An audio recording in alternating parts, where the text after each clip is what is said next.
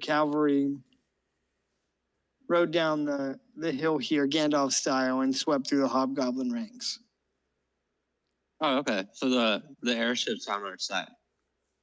Yeah. This airship is the Dragon Wing. It is property of the crown. Basically, Tom Brady showed up.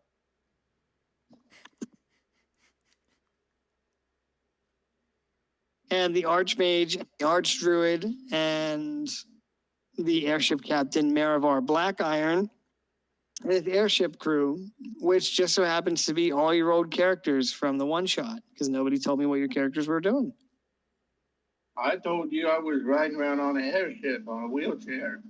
Yeah, if you look, there's a picture of you up there. Look at how happy he looks with a face full of homicidal rage.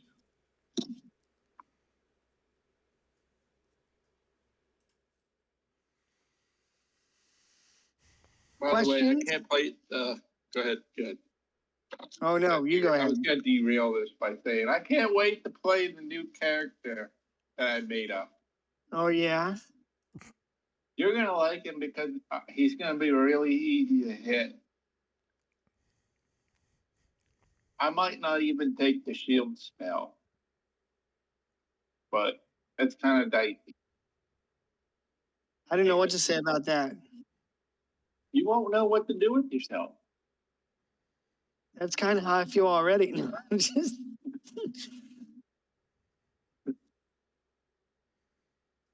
Right, I mean, so, I'm playing, but I'm not playing. What are we, we're on an airship, and I'm ready to role play. So you and Wes, I believe, board the airship. You guys can be wherever you want. You just have to let me know. This is the aftermath of the battle, and I'm going to get rid of some of the ads now that the battle's over. You're not a character in this campaign. What? I said, thank God you're not a character in this campaign, because I can just see you right now trying to loot every one of those hobgoblins on the ground. I'd be like, hit that loot table, son.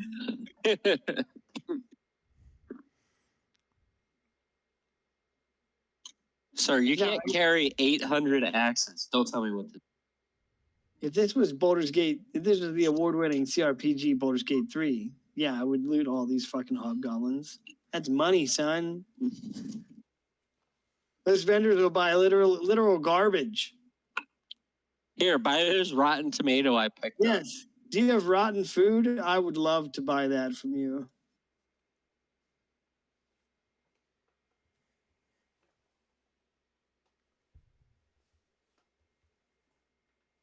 So you guys can be placed wherever you want. There, at least that clears it out a little bit. They took the one hobgoblin commander captive. Oh, yeah? Yes. We interrogate him? If you would like, I just need to know what some of you guys want to do, or anybody. I told you what I wanted to do. You ignored it. Well, we started now. So what are you saying to you, King Magnus? Why, he nutted in my mom and ran to get milk. That's what you're going to say? You're going to say it right like that? I'm going to say that I believe him and I are related by blood.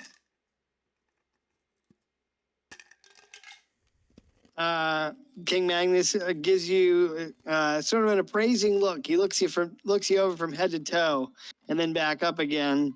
And he says, maybe. You look like you might be a broken iron. And then he says, what gives you that idea? I tell him that's what my mom said, that he was the father. Oh.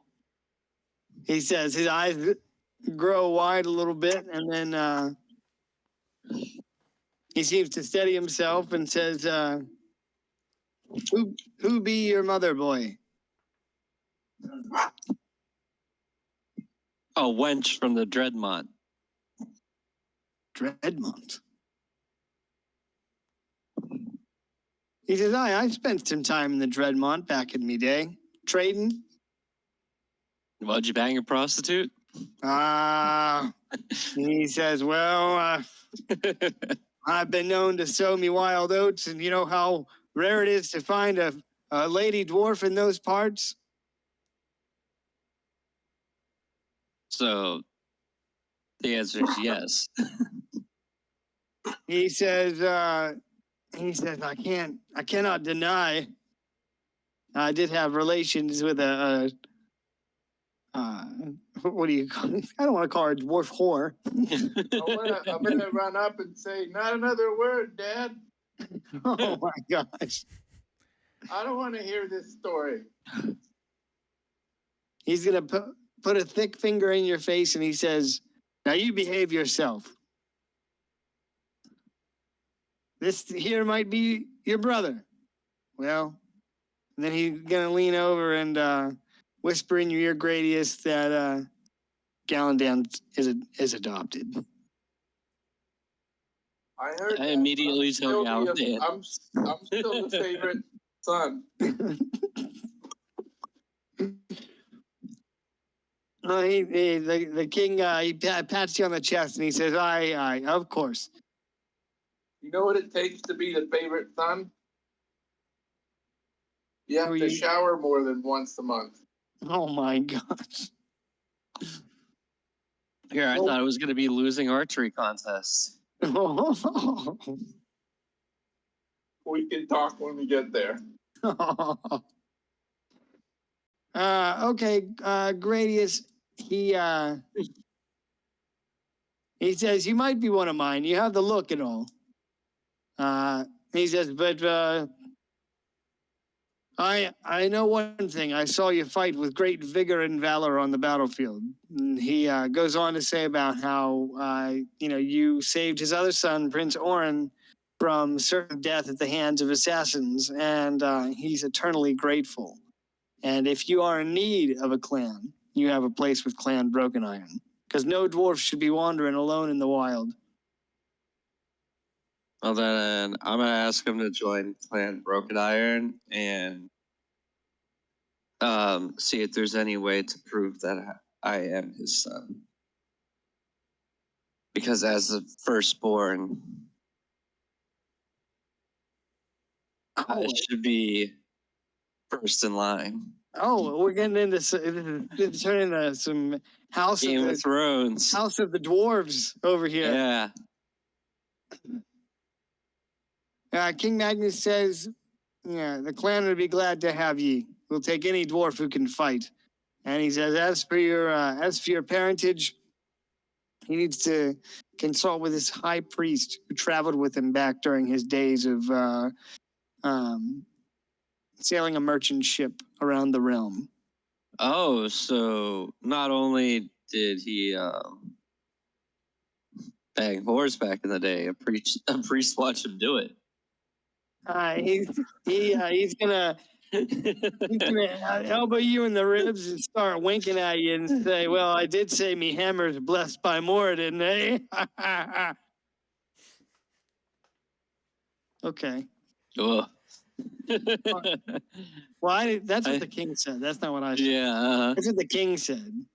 He says, listen, you might need that blessed spell to fight off venereal diseases. Yeah, right. So anyway, he says that they'll welcome you into the clan. I'm gonna ask him to keep his forces ready because we might need. He may need to return the favor to the king. With the upcoming events. He nods at you and tilts he gives you like a downward nod and then tilts his head towards the doorway where Saving stands. And he says, your elf friend has already talked to me about helping your king. We owe the crown a debt for their assistance coming to our aid in the battle when our need was greatest. Clan Broken Iron will stand with your king. Well, your old king now. but he said that Clan Broken Iron will stand with the king, and then this other dwarf standing next to him is, let me blow up his picture here.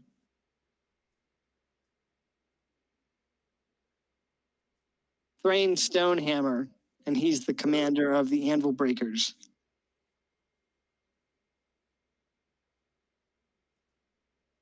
The king points to Thrain Stonehammer and he says, the Anvil Breakers have pledged their support as well.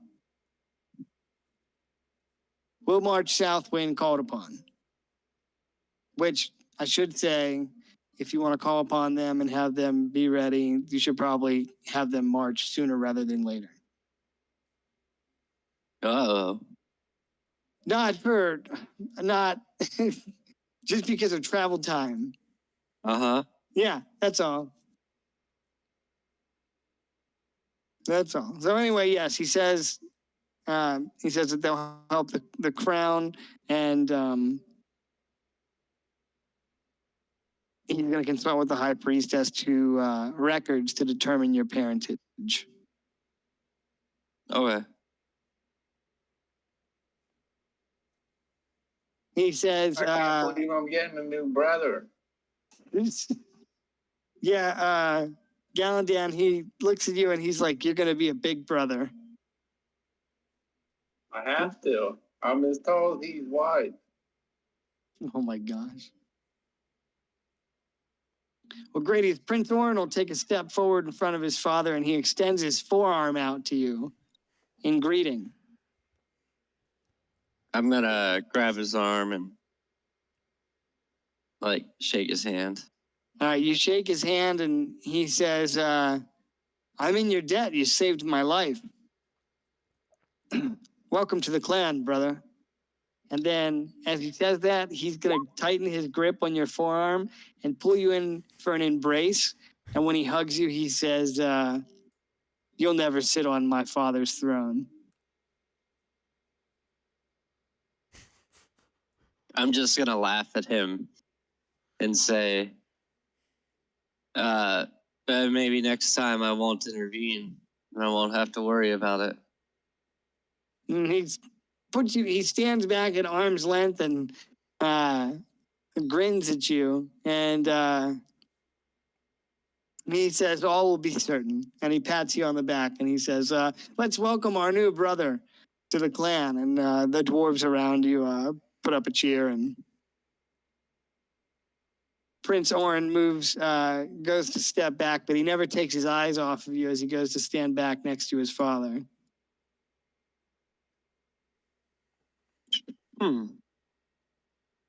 Sounds like somebody's a little scared to me. I mean, you might have some competition there. This next time we just let the assassins get him. Well, I guess we'll see what happens next time. On Dragon Ball Z.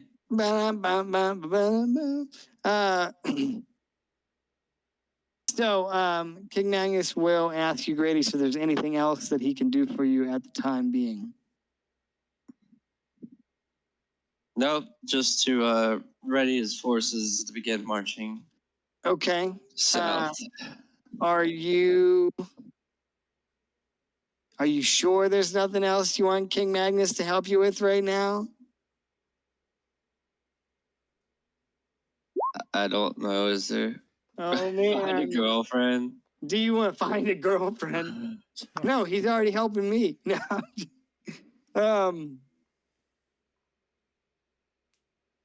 I don't want to be too railroady, but don't you have like an armor set or something you've been wanting to get worked on? Oh yeah, that chess piece that could teleport me into the space-time continuum. Yeah, the breastplate of etherealness or whatever.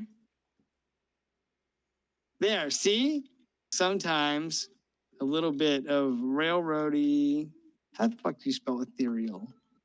Yeah, in my defense, I haven't played in like 3 weeks. Yeah, I know. What's that supposed to mean? I'm just agreeing. Goddamn, son, I can't just agree. Anyway, are you going to do anything with that? Yeah, I'm gonna ask him if he knows anything about it, or if he has an armor smith that can repair it. You're gonna produce the armor?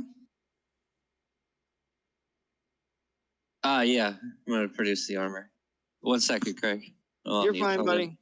No, you're good. I need to get my description.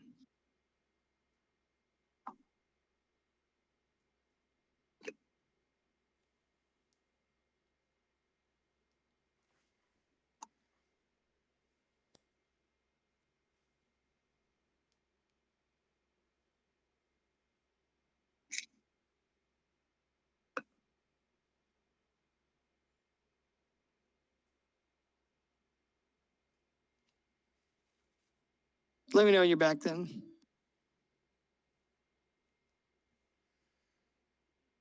While he's away, does anybody else want to do anything at the present?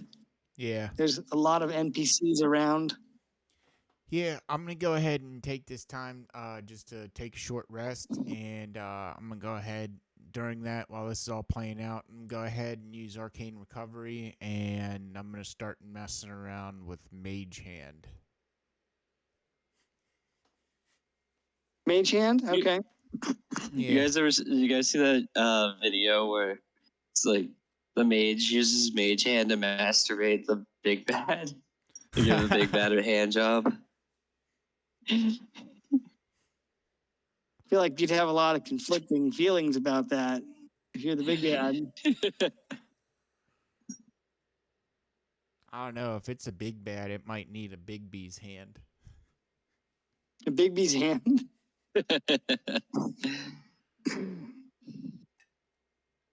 Oh boy. Okay, so Gradius, you're back. So you produce the armor and you're going to ask him if there's a smith that can help repair it. Yeah. He does have a smith. So first you produce the armor and, a couple of every other dwarf within a 5-foot radius of you is taking a look at this armor. And King Magnus is going to run his hand over the top of it, and it is damaged in several places and in need of repair. And as he's examining the armor, he runs a hand through his long beard, and he says, "By Morden, this is plate armor of etherealness." And he looks for the smith mark on the armor, which is like a smith's signature. And whenever he finds it, he says, "This was definitely crafted by the dwarves."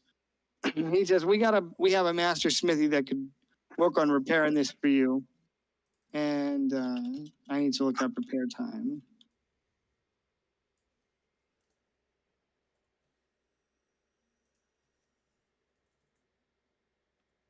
Hey, What's up? Mr. Barkin, I was yelling at him Oh, to stop.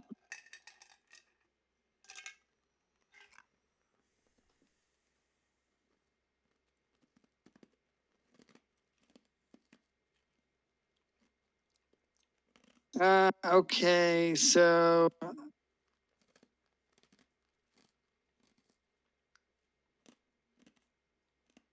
give me a second.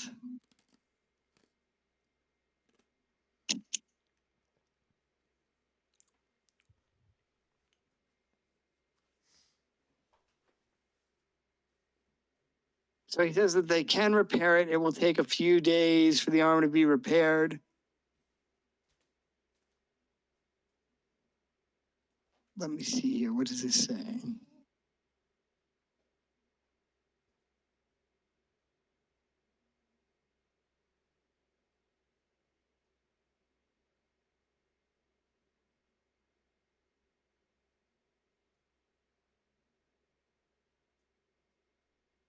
Okay. So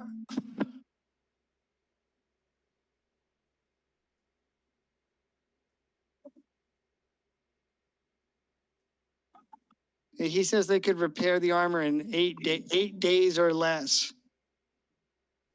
I'm gonna ask him if I could leave the armor with him, and when they march south, if they could just bring it with them.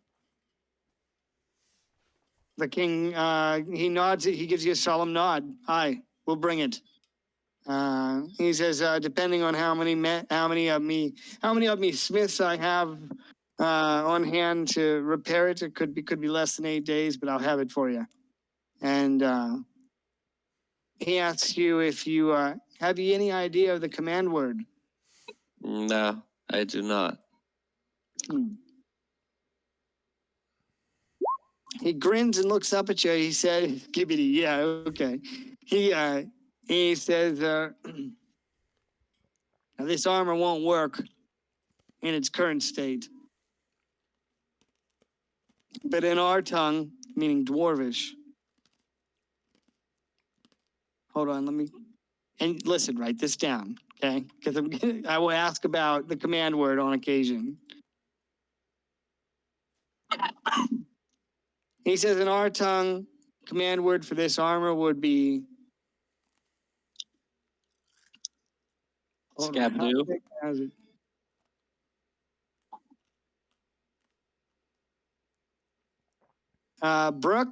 Burrakrin. Can you spell that? Yeah, I put it in there. And before you ask, I pulled it from the Forgotten Realms Dwarven Dictionary. Brook means hidden or to hide, and Burrakrin means the way through or a passage. Write that down. Brook Burrican.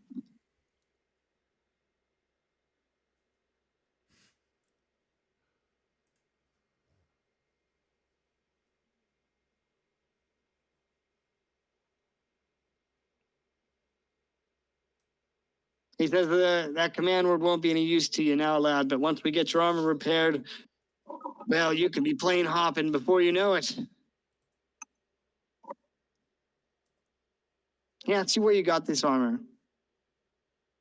I got it off of an old paladin that was serving with the team of hobgoblins that tried to kill you. Hmm. And he was an elephant. Or an elephant. What are they called? The elephant. Loxodon. Loxodons. Hmm. He also He, had the flaming mace, which I show him too.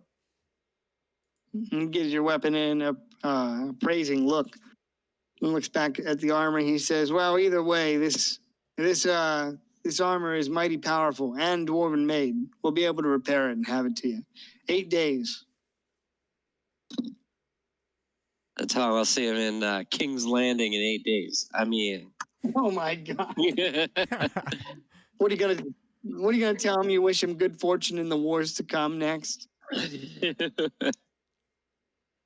First time they said that in the show, I was like, hell yeah.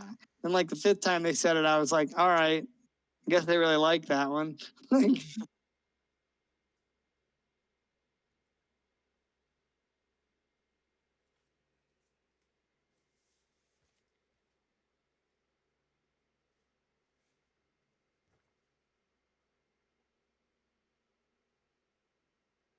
Gradius, anything else for you? I believe that is it for me. Galandan, was there something you wanted to do? Yeah, I'm gonna address the dwarves. All of them? Everybody. Everybody? There's always one in each family. Oh my God. I like how of all the kings, apparently now 3 sons, which one of you is the most fucked up? We don't know. We don't know. That's definitely not me. We don't know. Yeah, the whole game hasn't played out yet, so. I'm gonna address all the dwarves. And I'm gonna get their attention and address everybody. Like Okay. they're licking their wound, doing all their recovering and starting to get their spirits back up because they survived. And I'm gonna stand up on a rock or something, and I'm gonna do some kind of cloak action, and then I'm gonna say, esteemed dwarves, it appears fortune has smiled upon you today by some stroke of fate, or perhaps a touch of elven grace. You find yourselves liberated from the clutches of those vile goblins. I must admit your predicament was rather dire. One would almost think you are not prepared for the perils of this world. But fear not where your strength may falter. Our keen sight, I'm looking at Zavik, and our swift action prevail. It is, after all, the way of elves to bring light into dark places, to rescue those who stumble blindly through life's many pitfall traps. That's a reference to Haru White Iron, hopefully. Yeah, Just fallen into listen, pitfall I think there are a shitload of references in here. Now, as you gather your breath and steady your nerves, take a moment to reflect upon the province that brought me to your aid. For perhaps in time, you will come to appreciate the subtle yet indispensable hand of elven kind in safeguarding your existence. Oh. And so, dear dwarves, Can I just start booing? Yes. Yes. You won't be the only one. and so, dear dwarves, as you resume your journey, carry with you the lessons of today. In this vast and perilous world, there are some battles best left to those of finer skill and superior heritage. Go forth, and may your future endeavors be met with more caution, and dare I say, a touch more wisdom. So he gets arrested now, right? Like, I just before we proceed, I feel compelled to ask you: are you trying to incite a riot, sir? Because I will tell you, they are not happy with what you had to say. They are not even a little bit happy. they are not amused at all. I mean, you're going to say it exactly like that, verbatim? Well, yeah, we just came in there and we held back the lines. You know, we fought together. Some a little bit more than others, but hey, we don't need to split beard hairs here, so if you have them.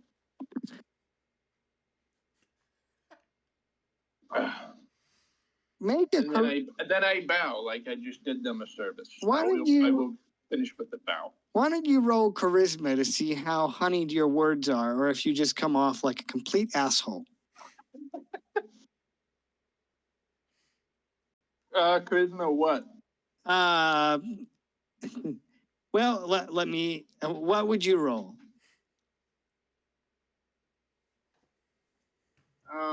There's the,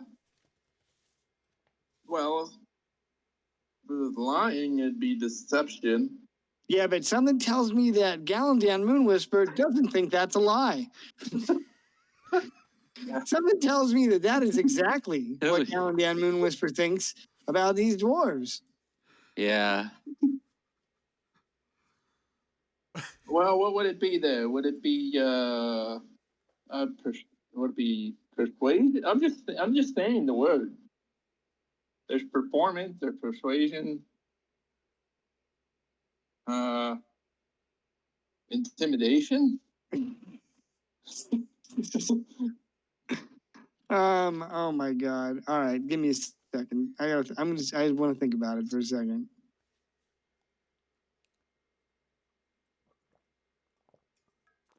I'm just giving a speech, you know, an after battle speech is Okay. well placed. I don't think that it is having the effect that you intended, or perhaps it will. You know, let me just say this before I answer you. These dwarves are certainly tolerant of you, given that you stood and helped them fight in battle, but you're still an elf, and you still just used your elven words to talk shit on them.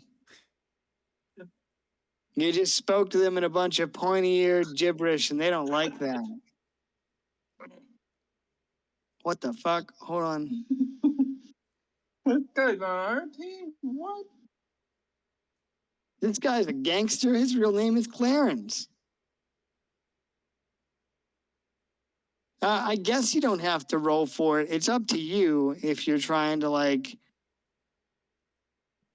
Not get killed or arrested.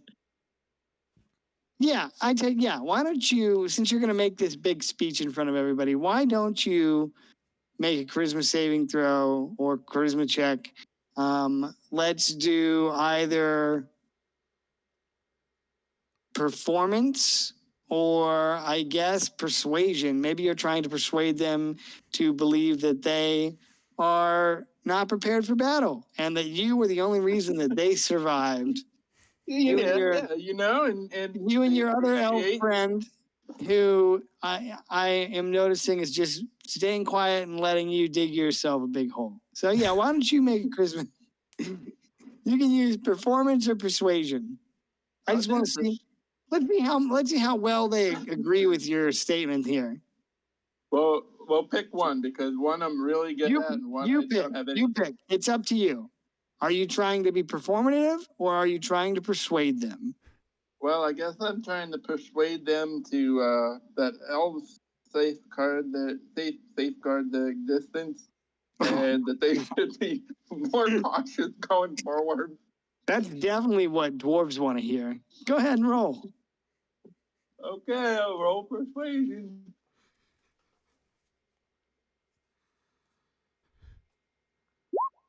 Oh my God. Get the fuck out of here. They gave me options. Yeah, well, you know, if there's one thing I If learned. if I did performance, that would have been like a 10. Well, if there's one thing I learned from the critically acclaimed CRPG Baldur's Gate 3, it's that Anything can happen. anything can happen. Roll for it. You want to do that? You can. Let's roll and see how you do. So that's fine. All right. They listened to your speech, and about halfway through, when you talk about how they were not prepared, and what was the other? What'd you say? Elves are the light in dark places. Yeah, we're the You light quoted in dark Galadriel. places. Yeah, I heard that shit. Yeah. So when you get They to that all just part, kind of groan and walk yeah, away. exactly. You hear this collective audible groan from the crowd, like, "Oh, brother, this guy." Oh, Where's the brother, thing? Where's this the thing? guy Yeah. stinks. Where's the thing on the soundboard? And then one guy amongst them sounds like Patrick Starfish says, "Hey, this guy's got a point." Who would that be? Well, I guess The pink looking guy. the pink looking guy. Well, I suppose they will. Oh, I don't have access to that soundboard, Kyle, but you do. Which soundboard? The one where it's like from Paradox, where it's like, this guy stinks. Oh, yeah. So yeah, they tolerate your message and just sort of groan and go about their business afterwards. But you definitely you get some dirty looks, you know. You get some dirty looks from within the crowd, and King Magnus will come up here, and Is he you're giving still a thumbs standing up? on. No, you're still standing on the rock, right? Oh, he's not disappointed, is he? Well, he comes up to you and he's got his hands on his hips and he's kind of just shaking his head, muttering to himself. And if you look down at him, he motions, "Come here," for you to lean down. Oh no, he's gonna try You to done grab me fucked by up, the ear. boy. Do you lean I don't down? wanna. Yeah, I do. What can I do for you, Pop? He's gonna say, "Listen, boy, you can't be saying that stuff to the clan." But it's true. Well, you might think that, but you can't be saying that stuff. Oh, all right. They don't like that. Well, they don't like. Never mind. Yeah, he gives you like a look like, really? Like, you gonna press your luck? Like, All right. Well, if you say so. King Magnus will say, "I don't deny your people are skilled fighters, but you can't be coming in here. You can't be coming in here and standing on rocks and literally talking down to the clan about how they're bad fighters and they weren't prepared." Next time you can kick some rocks. Yeah. You say that, Gradius? Yeah. That's funny.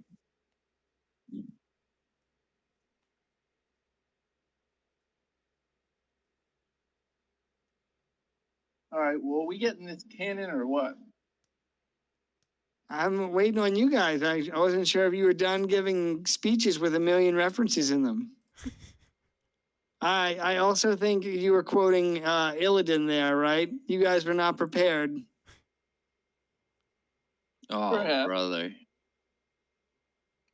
Some. You know what little happened to elf that talk guy, there. right? Yeah, he got butthurt. His brother got a girlfriend and not him, so he blinded himself. Became an edgelord. Oh, yeah, he's so deep, you know?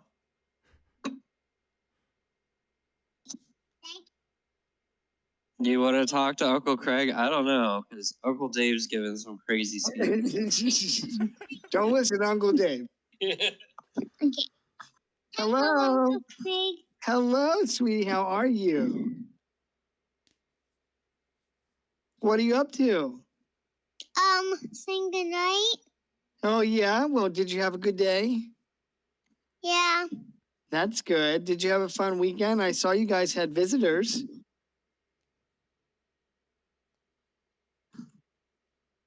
Yeah. Yeah? Did you have a fun, Ella, did you have a fun weekend? I pressed the button. Oh, that's okay. Did you have a fun weekend? Okay.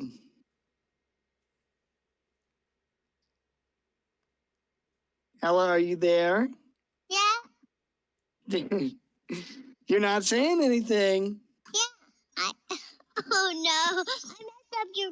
I'm sorry for messing up your game, Daddy. No, you didn't mess anything up. I You didn't mess messed up anything up.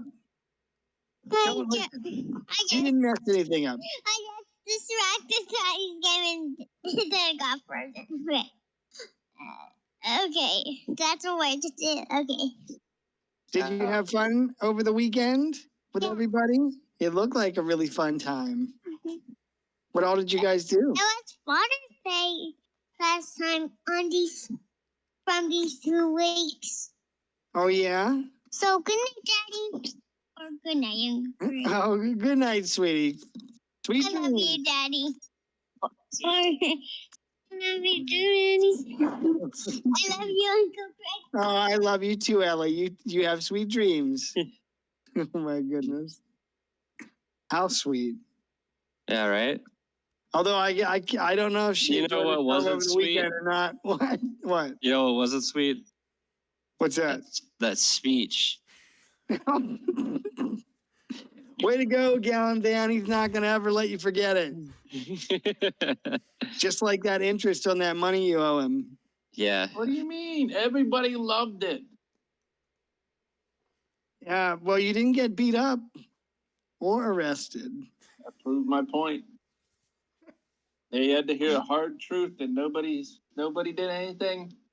Anybody sit down and perked up? What is there not to like? I'm Gallan Dan Moon Whisper.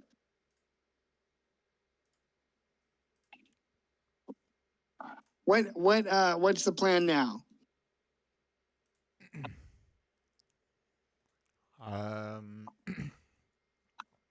Are we gonna go pick up the arcane cannon from the keep? I guess so. All right. Blow them all up. Okay, can you guys gather, please? Over here. Oh, what are you doing with the? What are you doing with Hobgoblin Boy? This guy. Do you want to leave him with the dwarves, or are you taking him with you? Should like Gallan Dan teabag him.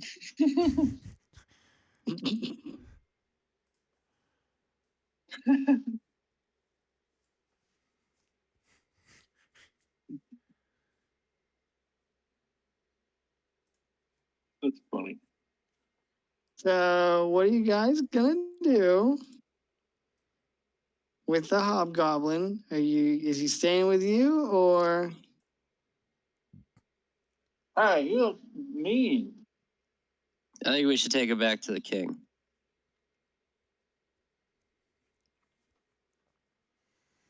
All right. Yeah. That's I don't understand. He's got a goatee. Okay. What don't you understand about that? Well, you got the dwarves over here.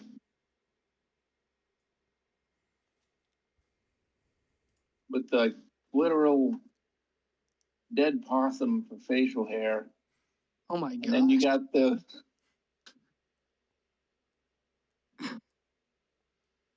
I'm gonna stop right there. Let's go to the next part.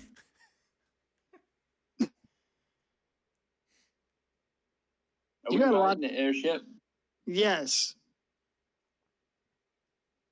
I need 2 seconds. Are you excited to ride the airship? I am.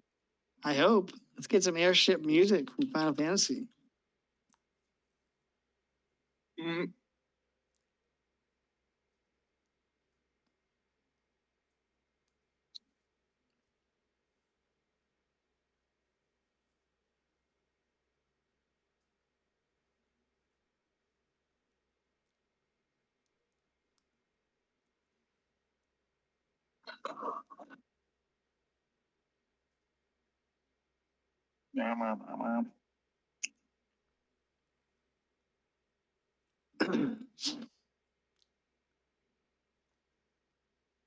I've been watching Dad read Berserk. It's the best thing ever.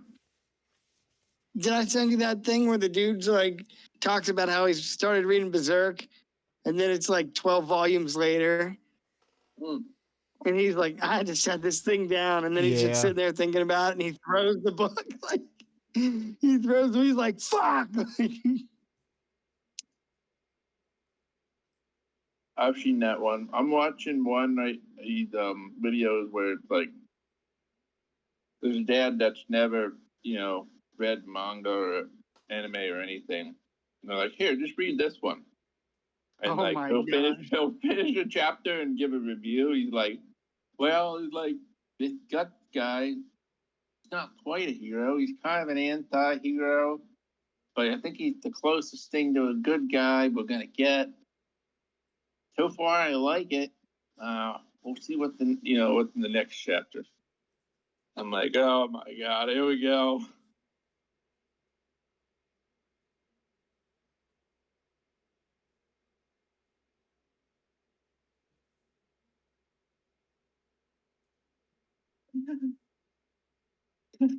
That sounds pretty good.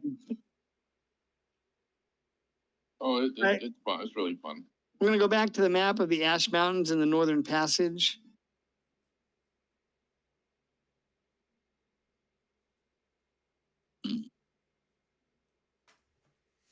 You guys are going to be the green airship token. The green airship token. How far can you travel as an airship? I know that. Let me check. I think it's.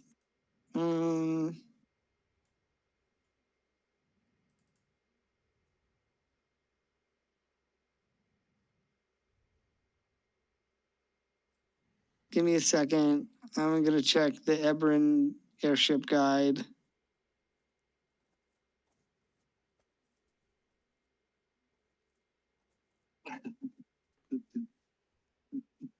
The DM doesn't know. That means we could travel unlimited, right? You guys are so fucking hilarious.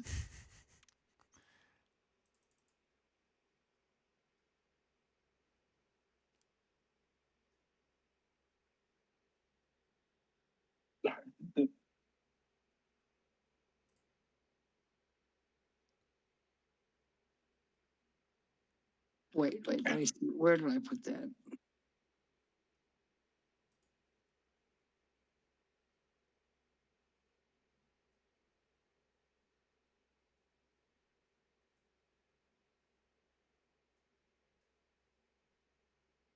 Okay, so according to the Ebron Handbook, page 267, airships fly at a speed of, quote, roughly 20 miles per hour. Well, this looks like a pretty advanced spaceship, so I think you could do 30. An advanced spaceship, huh? Airship, spaceship. They all kind of do the same thing. All right, so at a leisurely pace, you could cover 11. Let me write this down. You can cover 11 miles an hour.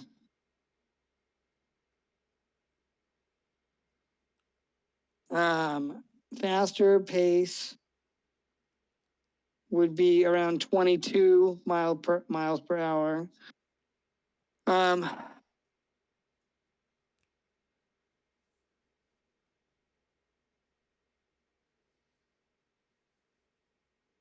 Yeah, and then if you wanted to really hustle, you could get between 27 and 30.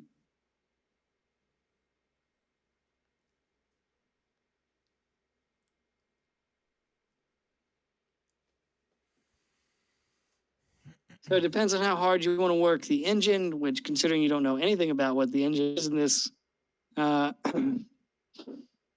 airship, but Ignorance is bliss, my friend. right, that's right. Are you serious right now? What am I serious about? We don't know how engines work?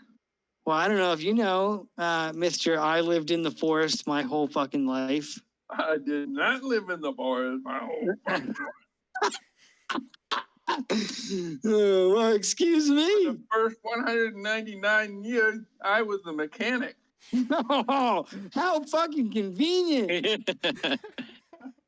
I got I just wanna sick of my say- job and decided to go explore the world. There are certain things in this game that I added because somebody wanted to play an artificer, and I thought that artificering would be a nice thing to do for some of these things. You know, Oh, like yeah, you know, like helping with the air airship shine. and stuff. Yeah, you know. Yeah, you like throw in like a locked door for the guy that can lock pick in there every once in a while. that kind Yeah, of thing. yeah, you know. So anyway, if you have mechanical skills, sir, good for you. I don't. Lies, more lies. I was I learned fired. everything I know from my father on how to deal with engines. You hit it with a mace until it works. Oh man.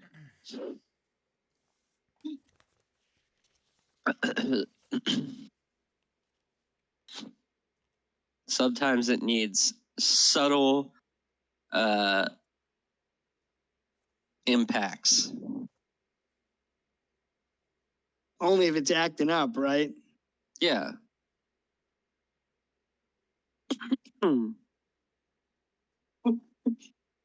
Think of it as like aggressive negotiations.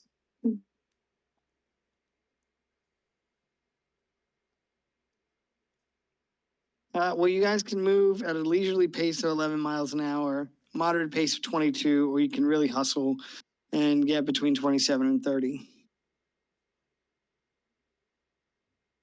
Oh, you know what? I think I have something I have to reference for this. Which way are we heading to pick up The keep on the Game thing. Borderlands is where your character tokens are. So from where you are, like up here? straight north as the crow flies. All right. Can the airship go straight north? Can it cover those mountains? And also, how big are the square? Because the squares are saying 5 feet. Oh fuck. You know, oh my god. You're throwing me for a loop here, pal. Hey, the arch Well, druid's I on mean, here too, right? That means that we could just, well, that's fine. We can throw you for a loop. That means we could go all the way up here in like 30 minutes. Yeah, so I need to figure out. Hold on. We made it there. It's good. Yeah, the Archdruid is there as well. His name is Brannick Silverleaf. All right, because I was just gonna ask if we could just get there via travel by plants. Sure. Yeah, I mean, if you wanted to ask him that, he would say yes, of course. No, I'm just joking. But you know, the bigger question is how do you get the cannon in and out? Sounds like it. Gigsby hand to me.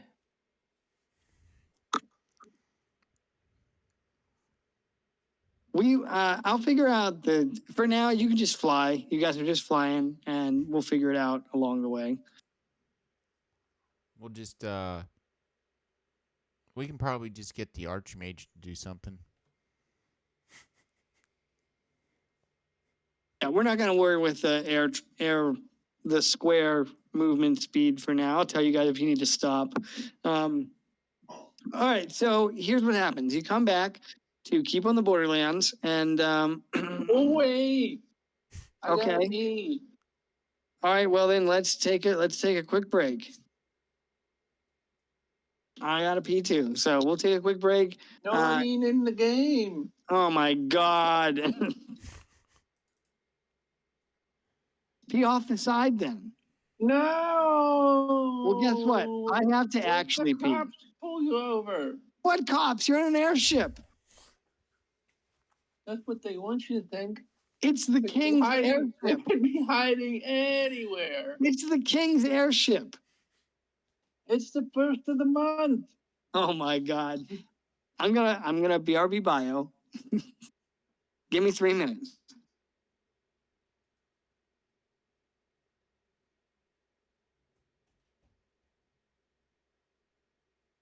Are we gonna put the cannon on the airship?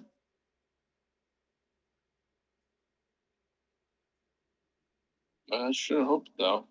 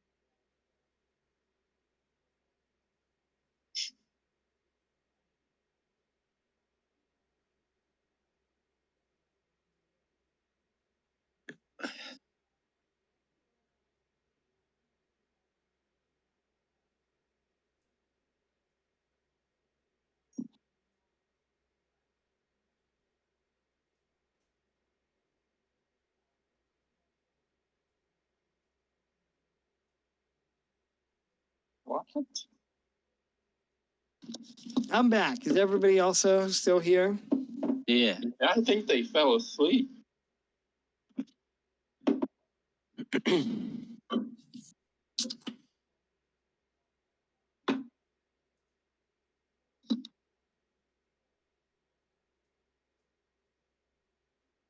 right, let me see if I can find this image real quick.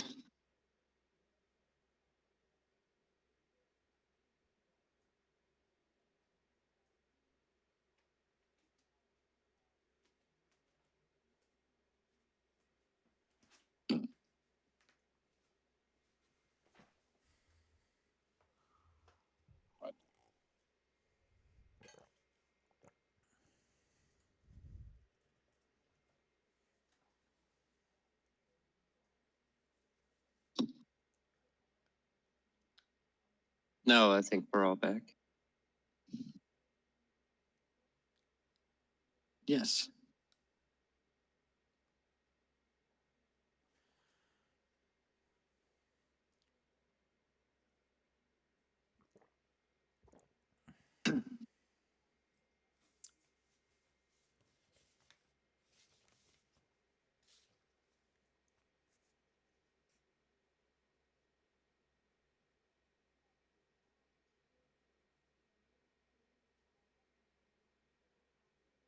So you return to Keep on the Borderlands, which you will recall the Keep on the Borderlands is built onto a bluff that has a commanding view of the surround. And that's not quite what I was hoping for, but that we'll have to do. You will also recall that there was a fucking hell. Hold on.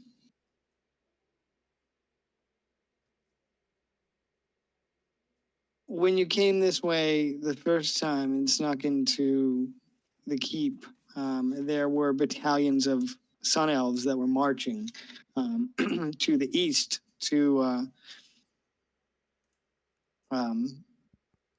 from where you were situated. You could see them marching into a system of caves. Upon your approach, that these elven legions are still present outside of this cave system, and it seems as though they've built a somewhat permanent encampment. You make your So they moved in, hey? something like that. You make your approach to this the Keep on the Borderlands. How do you want to approach? What's the plan for getting to the ground? Are you trying to like teleport down or like have like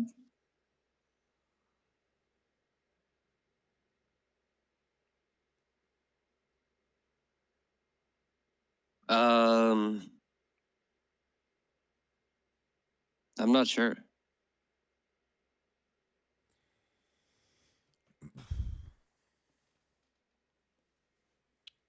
I guess it would be safest for the airship for us to teleport down. But how do we Yeah. get the cannon back up? Can the is the Archmage able to come with us? the Archmage? Yeah. Yeah, so also present is the Archdruid. I would say you can take one of them with you. Or a member of the airship crew, of course. But none of them are magic users. Yeah, we would just need someone to teleport the cannon back up after we get to it. Okay. Yeah, if you want the Archmage to go with you, he will do that.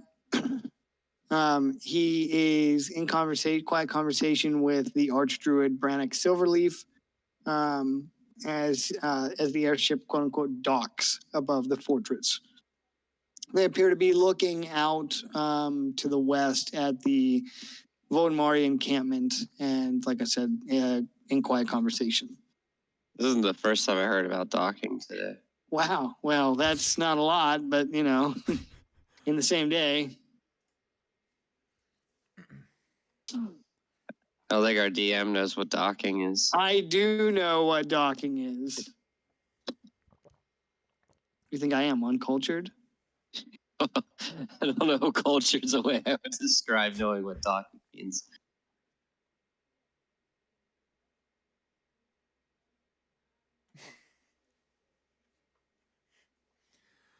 I'm gonna go ahead and sort of wait until the Archmage and the Archdruid are done in conversation, and I'm gonna approach them and explain that kind of what we found whenever we were down in the keep.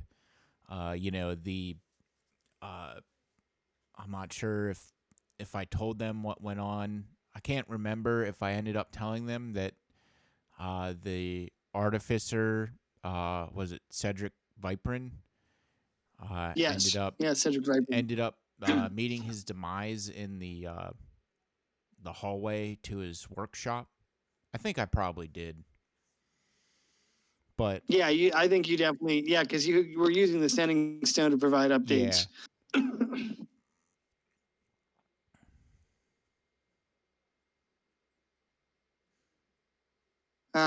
Well, you go over there and you give him that rundown, and he leans on the side of the airship on the side of the deck and shakes his head and he says, "Damn shame, he's dead."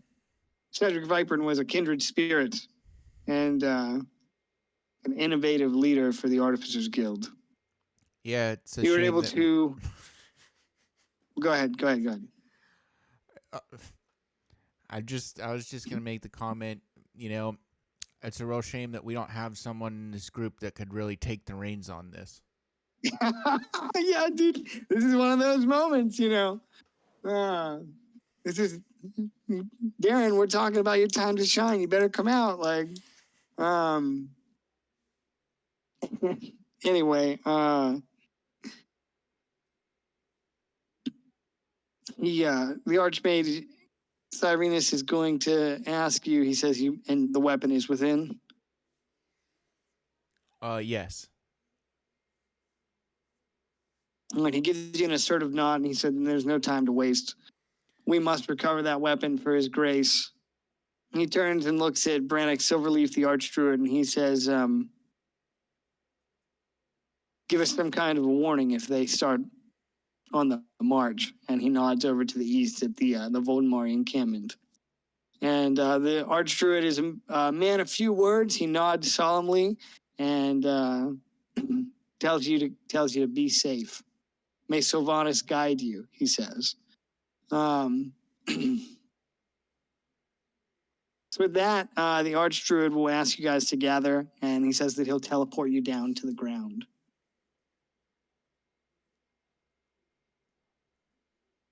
You guys good with that? Yeah. Yep.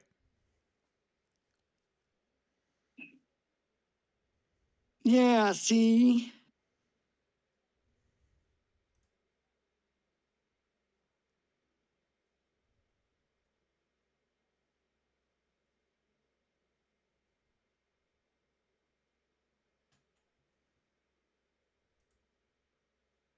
Give me a second.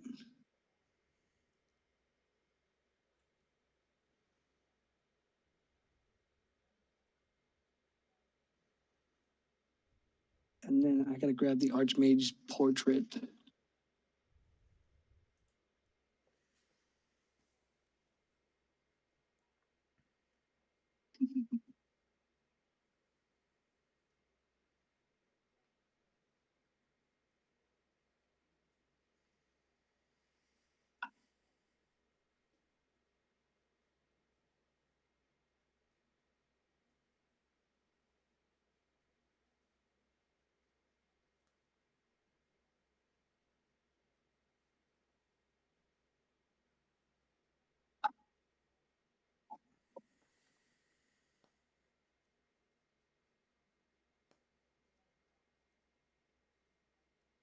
Fucking hell, it's gonna take me forever to find this. You guys are on the map, right? Yeah.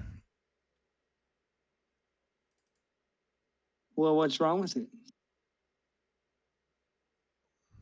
I didn't say anything was wrong with it.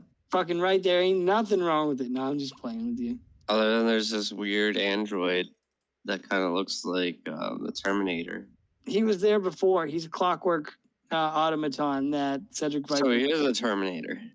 I mean, I guess. Not really. He's more like a clockwork servant that wears a top hat and a vest. Look at him. He's well So is dressed he- for a dude so that has he- no need of modesty. So, so he's a So he's a well-dressed gay Terminator. Yeah, yeah. It's Pride Month, son. Hey, it's me, Hablo Senor. I thought you were gonna be like, "Hey, it's me, the most prideful person there is." Oh, I think Galadan's got some pride. I don't know if he can handle that much. are you feeling pride? Are you feeling pride? Yeah, the great old one hangs up.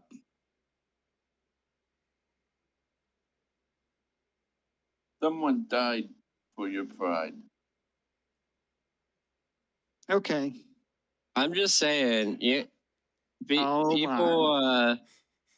It's not that they're against gay; they're just against pride because pride's one of the 7 deadly sins. They were just trying to save you from yourself.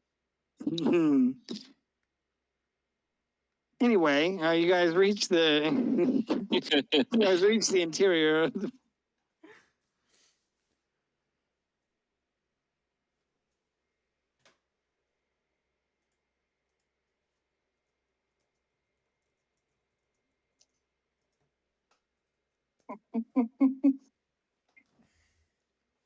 Yeah, I'm Oh, broken yeah. again. what? I'm sorry. Just trying to process the. He's really high. No, And the I'm brain not. dies.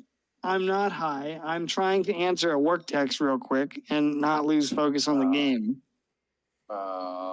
I could be really high if you want me to. I mean, that wouldn't be any different than normal. I mean, Dude, I think I still do a decent job DMing. Now somebody's getting defensive. A little bit. imagine being really high and then you Google and you get this. Oh, come on.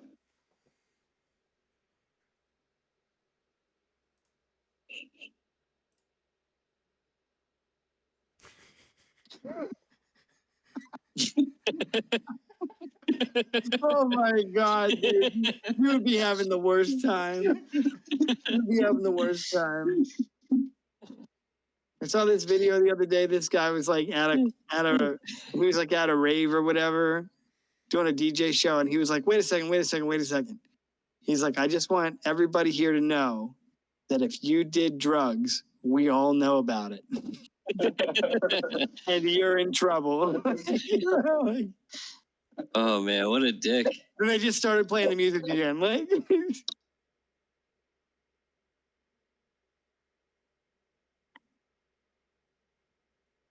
all right, so anyway, you make it to the lower level of the fortress, and the clockwork servant is still sort of stationary, standing by. And the construct turns and stares at you unblinkingly as you land in the inner courtyard.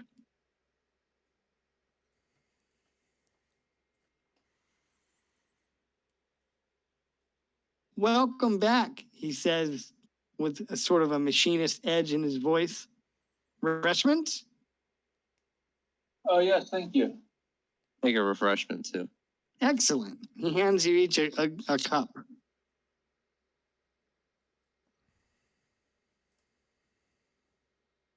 How was your adventure? Oh no, I think I just closed the fucking game. I don't know how. What was So the DM is closed high. The game.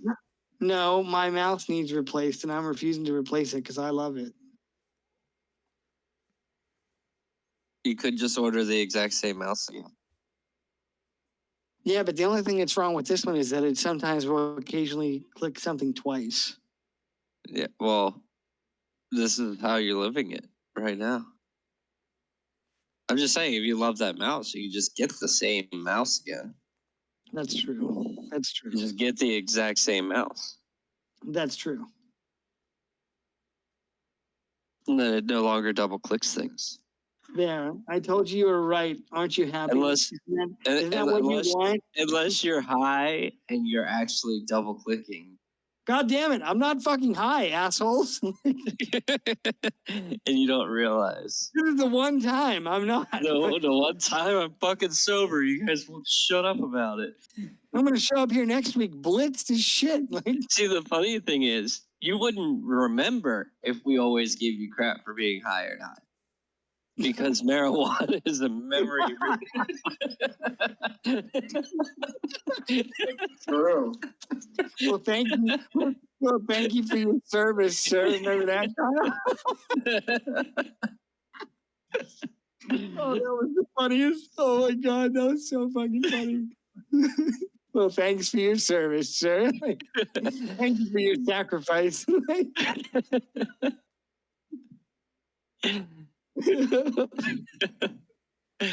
Oh my god.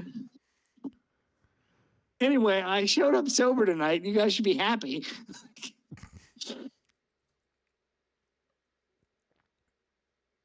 So, anyway, the clockwork construct offers you each a refreshment.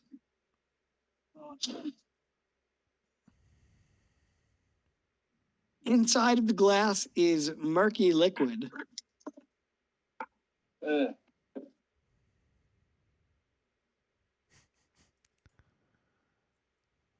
Joebot, what is this? The clockwork servant tilts its head and answers you, oil. God dang it. He looks at you with a somewhat confused, as much of a confused expression as a construct could manage. It is quite good, sir, he says. Good for the gears, he says all at once. Yeah, well, I'm all EV. Yeah. Oh. He seems offended. Here, we're not Oh, combusting CO2 all over. the elves have electric vehicles, is that right? Well, that's why I knew a thing or two about that airship, but Oh my god. The airship does have like an engine and functions and all that you might have to learn about later. It runs on magic. Yeah, I mean, pretty much anything that can't be explained regularly, magic.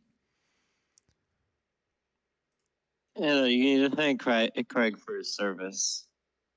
You need Oh, to thank Craig for his service for smoking all the weed. Really No. taking Come one for the team. your neighbor He ambushed. doesn't remember that night. That was the Dog King night. That was the Dog King night. That was the same night. You said it was the Dog King.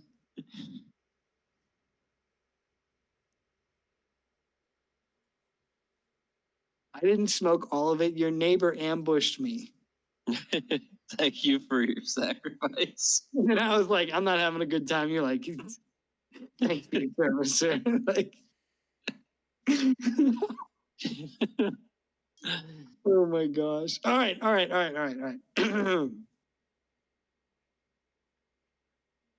So you guys are in the courtyard, being given oil-based beverages by the construct. Guardian, what are you doing? While you're figuring out what you're doing, Savik, the Archmage, will come up next to you and I don't want to say like grips your arm, but he like reaches out and like gets your attention. And he says, lead on. We should not delay, not with the enemy so close. All right. All right. Guess we're gonna go back into the keep, and I'm gonna start moving forwards towards the entrance. Okay. You just go here and then I'll move you into the other part of the. Yeah. Well, I say this: if you're planning to go to the lower level, you could go straight there. Yeah. Let's just go straight to the lower level. All right. Now, if you weren't here when we showed up here, don't get any fancy ideas about all the cool shit that's in here. Did everybody see this map when we were here or no? I mean, I didn't see it, but that's because I was there that day. This is Cedric Viperin's workshop, his true workshop, where he created, this would be the arcane cannon. And you can see there are different prototypes along the wall here. And So it's Da Vinci's hidden workshop. pretty much, yeah, this guy's a genius artificer, and he was making things like, here's an iron golem that he crafted, different forges, smelters, creatures suspended in green liquid. There's a bathroom, because when nature calls. Different rooms, like over here, there are different types of exotic plants. And then this is the artificer's actual bed chamber.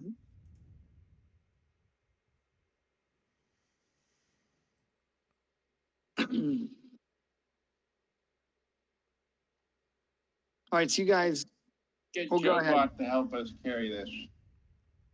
what? I said, let's get Joe Bot to help us lift this thing out of here. Joe? Joe Bot. Joe what? Yeah, Joe Bot, the robot.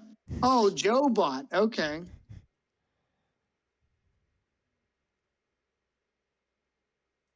Just give him a little nickname here and there. Oh, the Clockwork Construct? Or, yeah, okay. Yeah, you could do that. You'll have to go and speak with him. And Alexandros Cyrenus walks across this chamber, certainly in awe. He says, he looks back at you, Savik, and says, in all the years I knew Cedric Viper, not even I was allotted the opportunity to come and see his fortress or his workshop. He reaches a hand out as if to touch the cannon, but seems uncertain. He says, so this is the weapon to remake the world, is it? Certainly is. It's Is it arcane. completed? No, it is not. Requires a few more components in order for it to become functional. One we do have.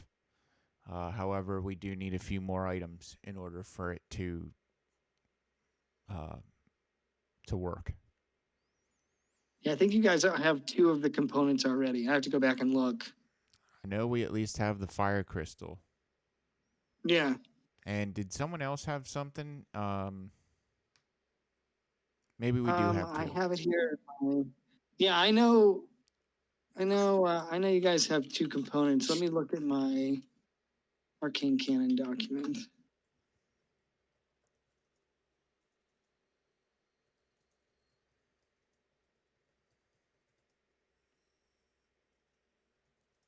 Okay, so you guys have a crystal of fire, and was it the arcane power core? Let's see. What was the other one? Runic focus, and then the focusing lens. You guys had discussed that you could get that from the observatory from Shuyo. Yeah, that's right.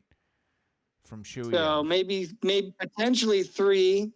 Yeah. But the third piece is in King's Garden. Okay.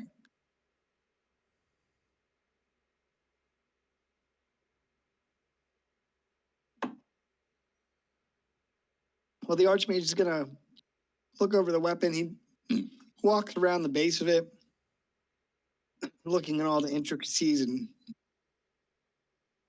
he says, Cedric has really outdone himself. What a shame he didn't live to see what this weapon could do. Oh, it's okay. He looks over at you, Savik, again, and it's okay. Go ahead. We can just pick up his corpse off the ground. I'm sure it's still there, and we can take him to go get resurrected by a cleric. Holy shit, yeah, you could. You could. Get in with fucking true resurrection. Damn. If you say that for real, the Archmage sort of gives you his, he looks at you with a side eye, and rather amusedly, he just shrugs like, we could do that, And Well, he goes over, he walks, go ahead. I'm completely for that. I mean, and then we wouldn't have to, basically just go off his notebook. Yeah, that's true. Or overtax the guild trying to Or- replicate his work. Yeah, and whenever the guy that might have, stepped in and took the reins on this, you know, doesn't show up, we can have a backup plan. Yeah, okay. Well, the Archmage, he, like I said, he shrugs as if, yeah, you could do that. And then he walks closer to you and he whispers, any solution's fine with me as long as we're not using necromancy. He whispers it. We only He, use I'm gonna say, oh scleromancy. damn, and I'm gonna put all my dead back. Just like turtle glass, I'm just put all the dead back into the bag of holding. just empties the bag of holding for 5 minutes and it's just corpses coming out. Like, what were you gonna say, Savik? Necromancy. um, the Archmage says that you could certainly have Cedric Viper resurrected in Kingsgarden. We just need his body or a piece of it. Turns his attention back to the arcane cannon and looks back at you, Savik, and says, "Do you know how it's fired?" No, I do not. Well, there's nothing to be done for it. Cyrenus says. He says, we'll have to bring the artificer back to life and have him finish it. All right. I'll go through the hallway and see if I can't collect a piece of hair or something like that could Sure. be used to bring him back. The Archmage says, before you go out into the hall, he says, a finger should do if nothing else. All right. To the rest of you, Gradius and Galandan, the Archmage, Alexandrus Cyrenus asks you to come closer.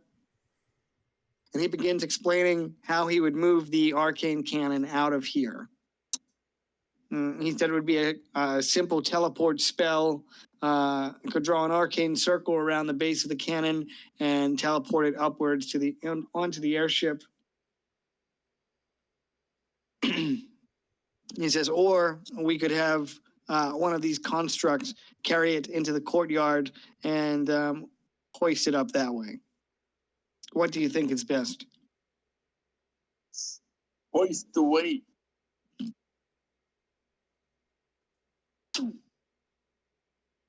You want to have the construct carry it out and then hoist it up? Yeah. Did we take a short rest earlier? Savik took one, so yeah, you could take one. Let me get some. It would have been before you. It would have been before you boarded the airship.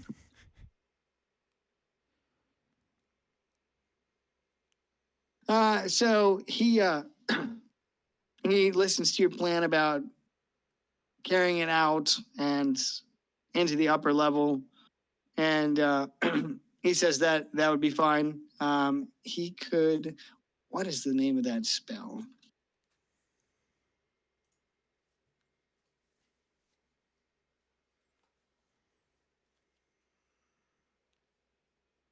Oh my gosh, levitate.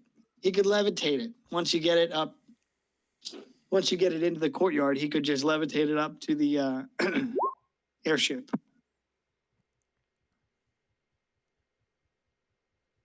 So however you guys want to do it is fine. I say we get out to the courtyard and just let him levitate it. Yeah, that's fine. Okay. Well, in that case, I'm going to gather all you guys. Is there anything else you wanted to do in Cedric's workshop? No, would like to go and collect. I want to give him a double decker. Well, he's Yep. dead, so, I don't think you're going to upset him too much. I'll go. Yeah, and, but whoever comes in here. I'll go and collect one of his fingers, and then probably some of the items and stuff that he needs. If there's any more schematics for the arcane cannon, his notebook, so on and so forth. I'll Sure, sure. scoop that up too. There are two other books or tomes, I should say, of blueprints that may or may not directly relate to the arcane canon, but you could spend Yeah. some time in studying them and see if they're. I mean, it's up to you. You want to take them. He has multiple tomes Yeah, of information. I So, I'm gonna pick them up and take them with, okay. just in case someone else manages to stumble in here and find the secret workshop. Sounds good. All right. If the rest of you don't have any more business, we will go back up. Give me a second to.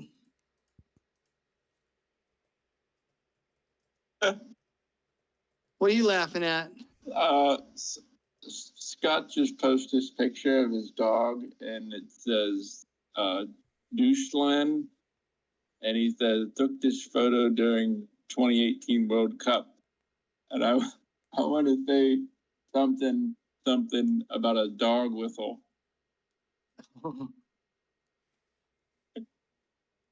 And I won't. I will not do that. Keep scrolling. Hey, are you still getting werewolf pussy on No. your Facebook? No, thank fucking God, dude. I don't know what was up with that. Like, What were you getting? I was getting like, I like to, like when I'm cooking or whatever, I'll scroll through like some of the shorts or the reels or whatever they call them. And for some reason, all of a sudden, I started to get like werewolf erotica. Oh yeah. All of a Stop it. sudden, Stop no it. reason. Oh, right now. no. Werewolf erotica. Do I strike But you as that's what Craig's into now, Hannah. Oh my God. She's just nodding her head. No, she shouldn't be nodding her head. It's not true, Hannah. He said, "Stop nodding your head. It's not true." This is like. She just she did the Kyle head tilt. Oh my. Sure about that? Werewolf You sure about erotica? that? I got something you like here. Hold I on. don't like werewolf erotica. Well, you don't have to tell us. Oh, It's probably all the furries you talk about at Ren Fair. They just assumed. What do I? Because I mean, that's the logical step. No, LARP is the logical step, bro. LARP. Oh, here it is. Where is it? There you go.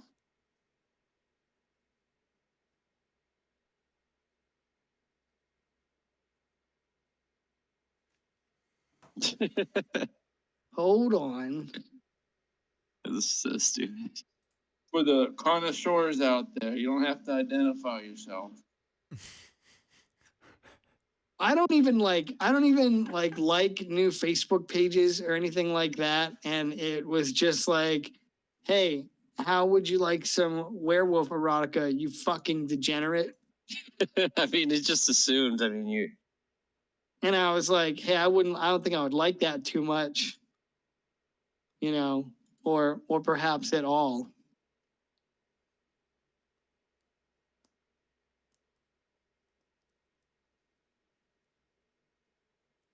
Oh my God, look at this. What is it? What is it? Oh Just look no. at it. Just look at it.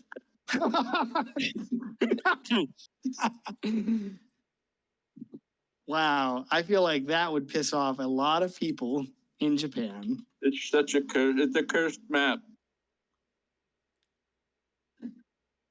Is Scotland. this- Look it up there. It's Scotland.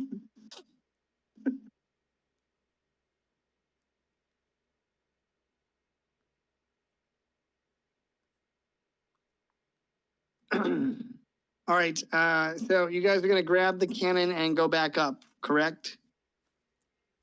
Yes. Okay.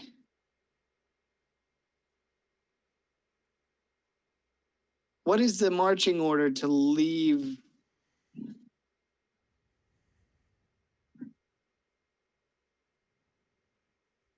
to leave the, like, what's your order in?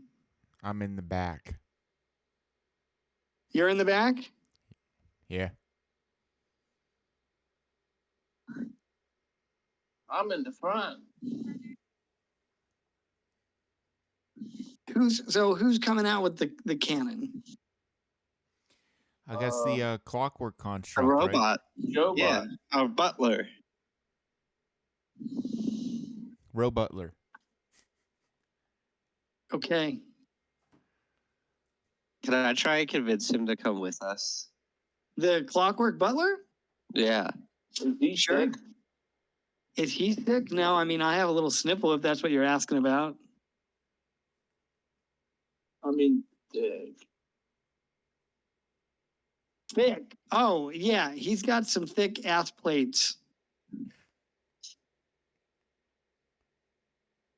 And he likes to drink oil. He drinks it for the taste, not for the effect. Mm-hmm. Anyway, all right. So you guys That's what they all say. listen. Are you listening? You guys, wow, you can put certain people on different maps. Did you know that, Dave? No, I don't know what you're talking about. There's a checklist beside the player names now, and you can throw them into different maps at once. Holy shit. Great, we Read the can map? confuse our DM even more. He can't handle one map. Wow. Dude, if you saw, I have like 40 maps in this campaign. No, I'm saying open at one time. All right, anyway, so you guys come out of the fortress, and this is about what you see. There are some sun elves that have made their way into the interior of the fortress in your absence. Don't like that. You're not going to like any part of this. Before you stands, for lack of a better term, a party. At least 3 elves that you can see. The first is armored, and he wears leather armor and wields 2 blades. He has, well, hold on, let me get his actual description here. He's an imposing figure, tall and lean, with an athletic build, a testament to years of rigorous training and countless battle. His golden hair is bound tightly behind his head and gleams in the sunlight, contrasting Sounds sharply. like he's ready to give a blowjob. Contrasting sharply with the dark armor that he wears. Intricate runes are etched into the sides of the 2 blades that he holds, one in each hand. They shimmer with arcane power. His eyes are piercing emerald green. They scan the surrounding as you exit the fortress. The leader has a stern, angular face that is not free from scars of past conflicts. And in his hand, he carries 2 elegant curved blades. Savik, these blades are somewhat known to you, or they seem familiar. Almost immediately, you'd recognize them as elven blades, crafted with an artistry that only elves could muster.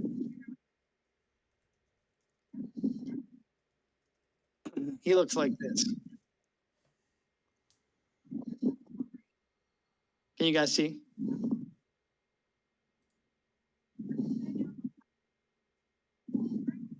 Okay, I'll take that as a yes. Behind him stand 3 companions. A female elf with black hair and red eyes. Here you go, Dave. There's a lady elf here. She's the anime waifu.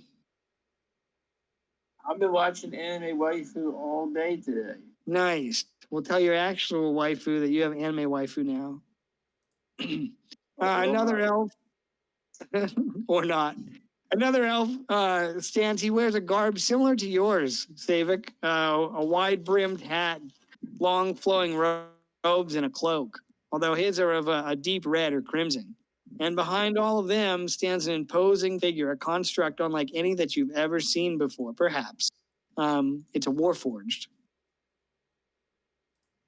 With armor grafted onto his very body, he wears his armor is dark red, carries a long spear and a thick round shield that covers most, if not all, of his upper torso. Arrayed around the courtyard stands what you could estimate to be quarter strength of. There are just Sun Elf soldiers in the courtyard. They stand in parade formation.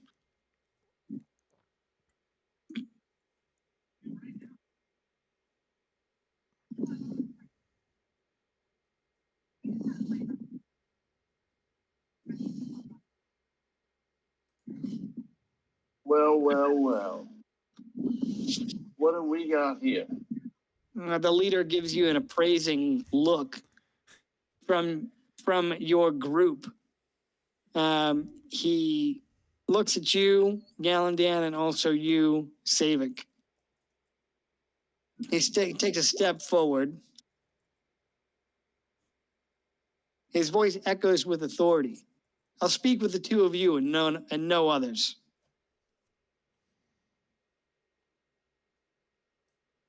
Fine. What do you have to say? Make it quick before you piss me off. He scoffs at you and then grins. And he says, I know who you are, or rather, I've at least heard of you. Raising hell all through this valley, your exploits have caused no end of trouble for the Empire.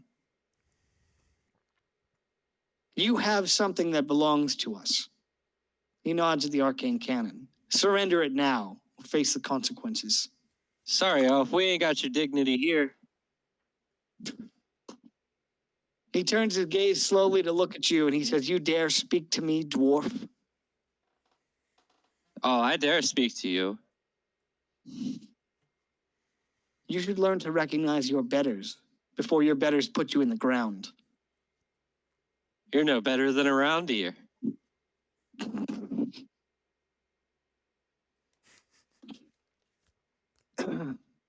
He sort of looks down his nose at you. Like Draco Malfoy's dad. What's that guy? Lucius, yeah. He gives you one of those like withering stares, like, you know, in his very being, he feels like he's superior to you. He says, you have heart, dwarf, but that will not save you in the end. I might have heart, but at least my breath doesn't smell like semen. Jesus. Oh my God.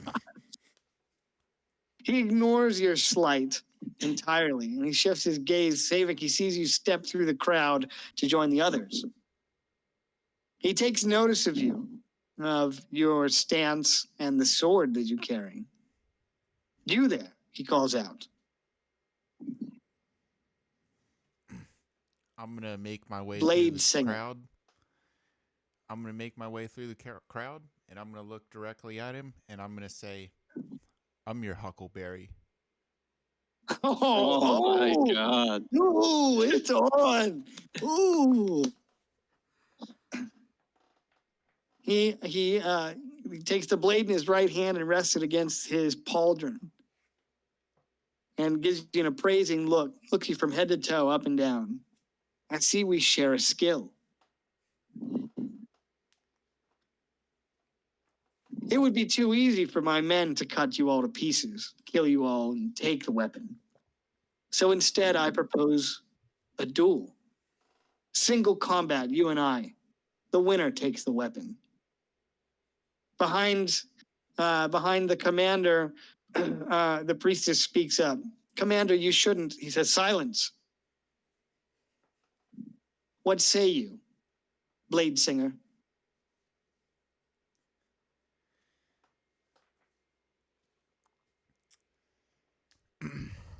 Well, I think I'm just going to have to elect my champion Galandan here.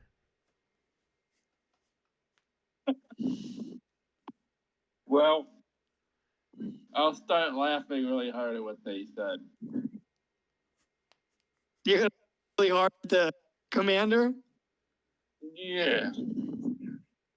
All right, well, you guys are about to have a samurai movie moment. I'm gonna say something. I can't wait. I'm gonna say I face countless after I'm done laughing. I'll say I faced countless challenges to get here, and you're just the mid-season boss. Get ready to be defeated like the filler arc you are. Oh shit!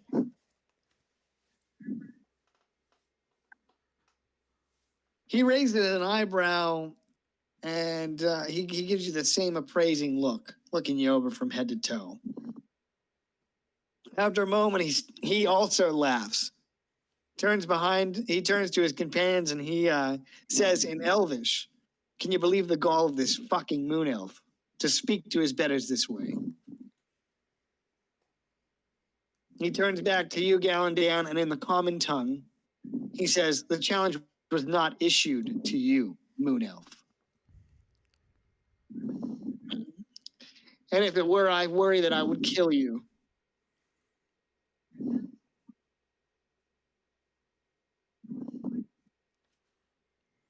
I think we should just take the cannon and go. Are you saying that, or are you just saying that out of character?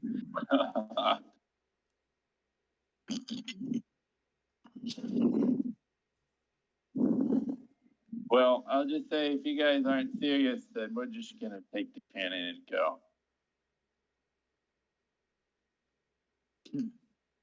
He says, "I'm afraid I can't let you do that. If you attempt to leave with this cannon, I'll have no choice but to order my men to attack you and kill you and take the weapon by force." I was like, man, you're really starting to annoy me, especially after I perfected my ultimate attack.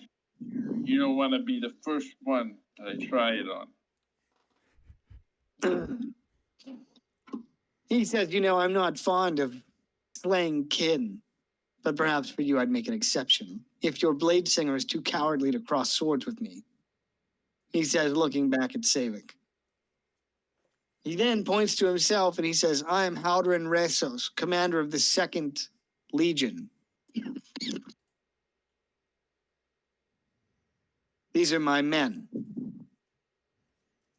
The Emperor Does puny sits back. numbers a legion now? He turns his head slowly and looks at you, wide-eyed dwarf, as if he's so incredibly annoyed at your interruption. He says, "Perhaps if you could see over the walls, you'd say otherwise. I have 4,000 men encamped to the east. These men are my personal guard." Well, you might be strong, but you lack one crucial thing. The power of friendship. Oh my God. That's something you can never break.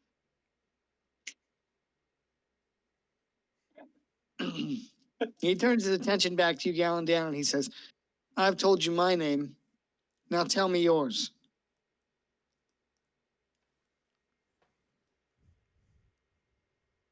There are some who call me Space Cowboy.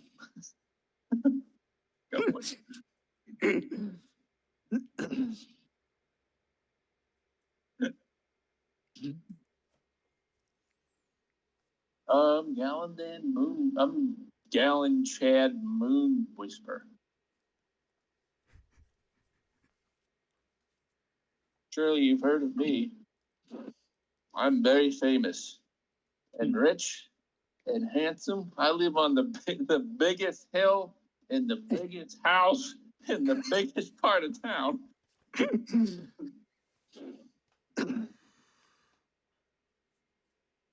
He says, I haven't heard of you, Gallon Chad, Moon Whisperer. He says, neither have any of my men. Though well met, at least I know your name now, so I can mourn you properly when I kill you.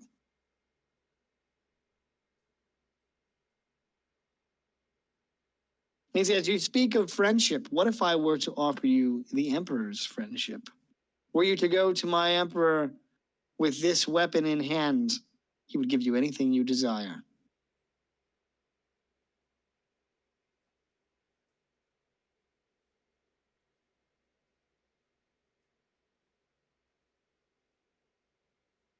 only thing I desire is to continue on my edging streak. Oh, For you to leave me the fuck alone. Sorry, I'm quoting Dexter there. Fuck you, leave me the fuck alone. oh man. So what, is he gonna force you to end your edging streak? Well, I am not about to translate that because nope. This is going to be one of those fade to black moments. Well, the best thing about the elven cloak is nobody knows when you're edging.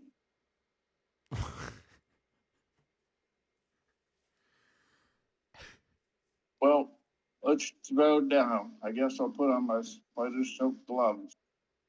These guys aren't gonna leave. They're gonna keep harassing us. Let's clear away this dust.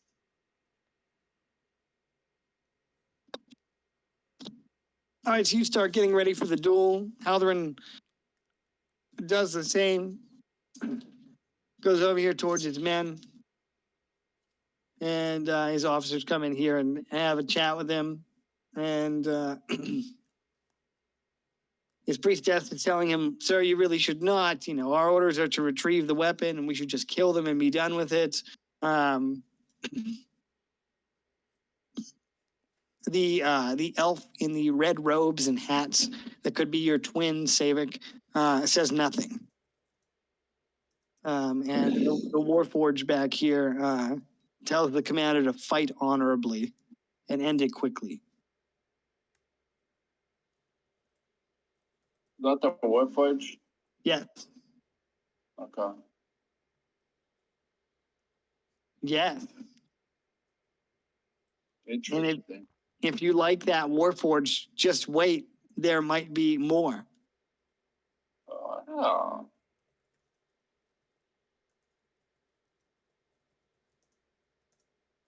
Alrighty then. All right, so let's see. You're gonna duel Commander Haldoran? Unless it's like a team arena match. Or if we're just putting a dual flag down. He threw down the challenge for single combat. Okay. It's up to you if you decide to accept or not. I'll accept, but I just want to make sure my teammates are like what they want to do. If they want to participate, or if they want to watch. We'll watch and see what happens. Hope you don't die, Galadan. Okay. Haldoran turns and points his sword towards your companions. He says, I warn each and every one of you not to intercede. This is a duel. My own men will not intercede unless you act first. Should you break the sacredness of this duel, I'll put you all to the sword.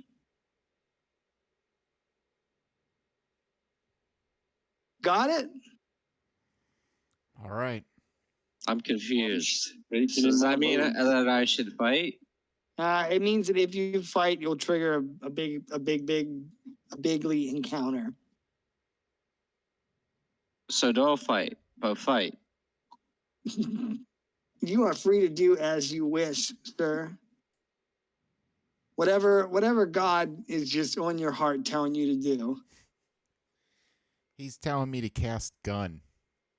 Prepare to meet him. I can't God prepare to meet now. All right. So with that, Commander Haldoran turns his attention back to you, Galandan, and he flourishes his swords. Excuse me. Oh, Galadan, looks like he wants to fight up close. That's not your expertise. Sorry. I was joking on air there. Holy shit. Yeah, watch out for that stuff. So he flourishes his swords, turns over his right shoulder to this guy, and he says, Thalandrel. In a flash, Thalandrel begins casting a spell. And he's going to cast Wall of Force right here.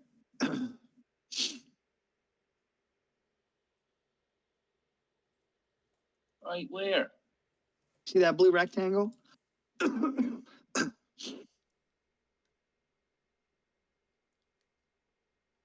Well, that's just dandy. Hey, he didn't ask you to duel. He asked Savik to duel, and Savik was like, "This is my champion." Anyway, roll your initiative, please. I thought we were okay. What do you think you were doing? I thought it was just a game of bowling.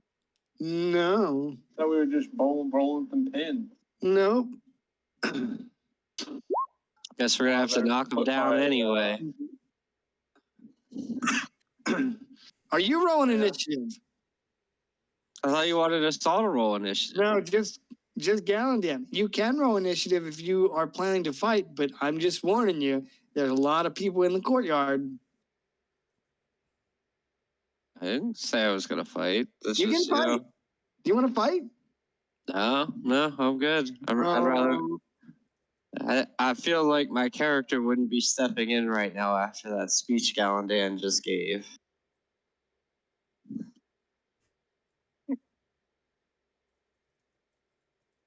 What'd you get? 21?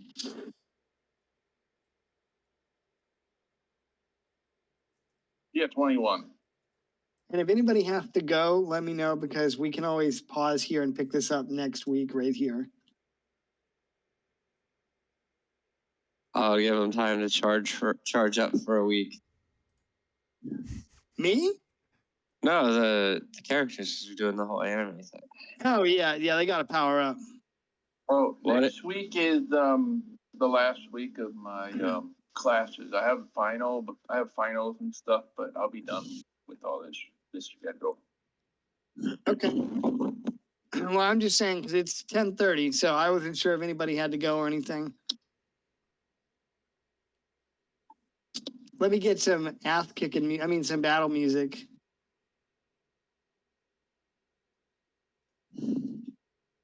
Play the scene from where they find out what his power level is from the scouter. It's over 9,000.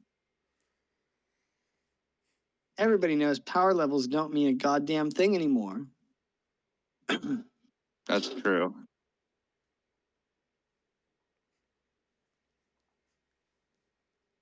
Man, and here I thought it was going to be. Apparently they brought like Frieza back from the dead. Yeah, he's Black Does that Frieza. Which makes sense because this person that wants to destroy the universe, we should bring him back from the dead. It's the power of friendship, dog. But isn't he still evil? Yeah, So that's not the power of friendship. he's gonna get Naruto. The power of friendship is the like Vegeta thing where you turn good.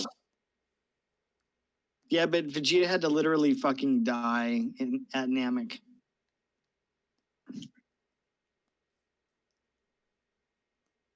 Anyway, here I thought we were gonna see some Jedi bullshit, but it's actually just gonna be a Jedi against an archer.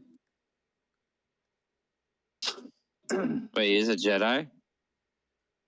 Commander Haldoran is a blade singer.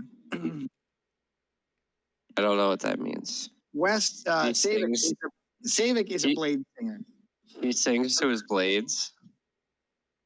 It's kinda It's level weird. 11 and we're just getting over this. Just coming across their desk. A blade singer, what the hell is that? That's like that. That's like that time you're like, I'm gonna talk to that guy. What's your name again? It's like you journeyed together for 8 levels, like before you ever asked his name. Like, Hey, so funny, sometimes. so funny. All right, well, all right. So Some rules are that the duel should not be to the death unless someone breaks one of the rules. And the main rule is that it is single combat. So it's not to the death until somebody taps out. Yeah, I mean, I don't necessarily think he's trying to. I think he just wants to test his swordsman skills. What time of day is it? Is it It would- nighttime? No, it would be like midday. So our home deep battle, is that like overnight? Yeah, so it happened 2 days overnight, and then on the third day was when the reinforcements arrived Okay. in the morning. Okay. Yeah, I know that's not really ideal if you're a Gloomstalker. All right, well then, in that case, you're up. Well, what are the rest of you doing while this is about to be ongoing? I'm gonna summon a giant temple above them to shade and blot out the sun. Oh hell yeah. To blot out the sun.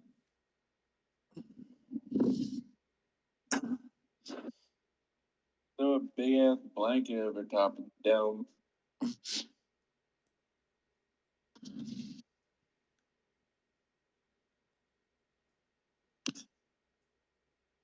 All right, Galandian. Well, you're up then. I am gonna go put 100 mark on them. It's bonus action. And then I'm gonna do the I'm gonna start running around in circles. No. I'm gonna stay put so I can get I can do the turret thing. I'm gonna get hit though.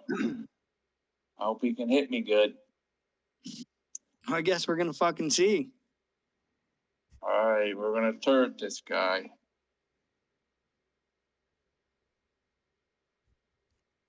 Come on, big money.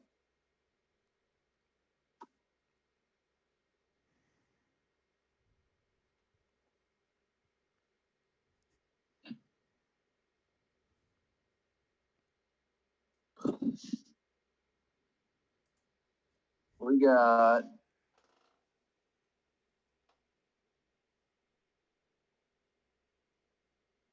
copy.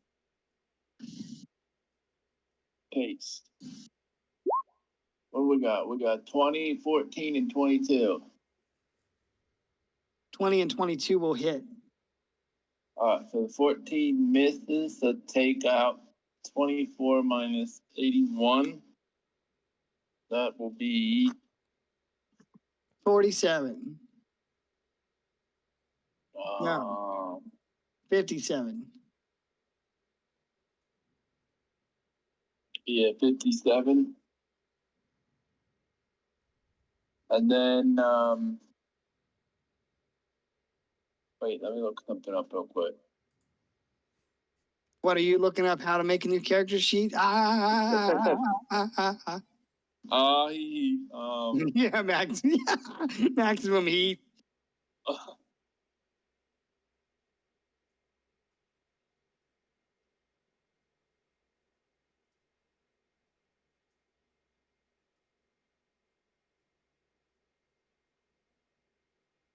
Okay.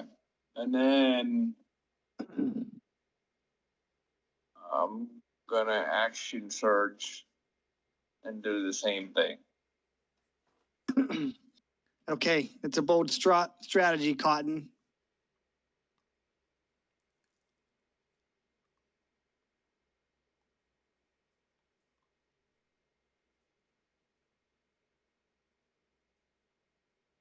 We got Funny 20, business. 27, and 24. On the 20, he is going to parry. So he adds 4 to his AC. Okay. So his AC becomes 23.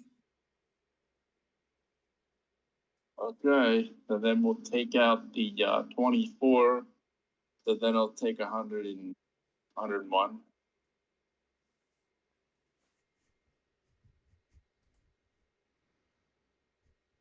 Yeah. Listen, I'm not a big fan of this bullshit. Not just kidding. What do you mean? No, nothing. Anything else for you? No, but now I will move. I will move. No, I won't move. I'll stay put. Doesn't matter where you move. Yeah, it doesn't matter. Does not matter. Jesus, he just got hit for fucking 158 damage. So I guess I gotta make his stuff count. So this is exactly what I was worried about when I drew this encounter up. All right, it's So Captain Halderan or Commander Halderan's turn. He's going to Blade Song. He gains bonus to his armor class and a bunch of other good shit. does he also have to maintain concentration on Wall of Force? Actually, it's the wizard back here that has Wall of Force. Okay, Yeah, he locked it in. gotcha. That's a good question, though. But yeah, it was the wizard in his group, the other wizard. Oh wait. Can I do one more thing? Do you have the action economy to do one more thing? Yes. What is it?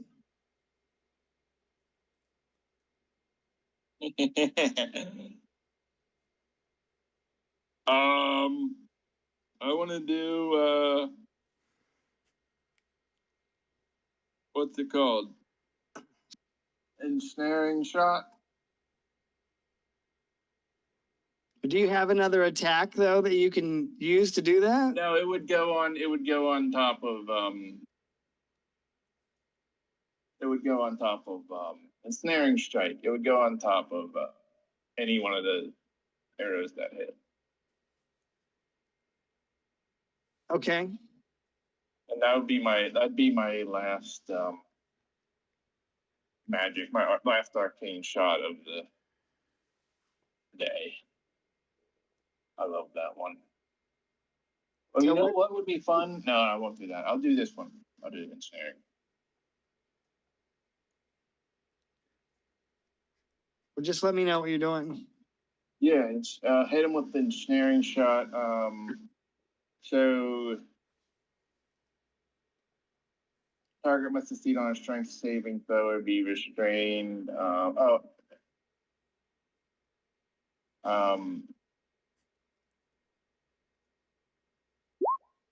Strength save is 21.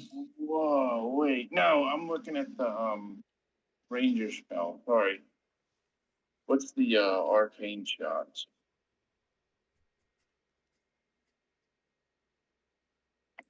It's kind of confusing because there's and grasping arrow. That's the one. Take the extra 2d6 poison. Speed reduced by 10, and it takes two. Yeah, I'll just like it. Copy. I just like it. So we'll pump a little bit more damage, not a lot. So 4 more damage.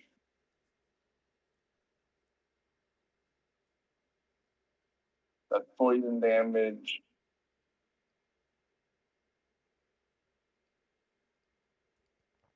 And my arcane shot DC is 12.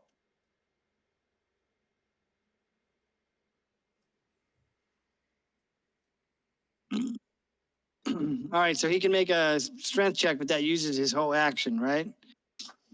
Yeah.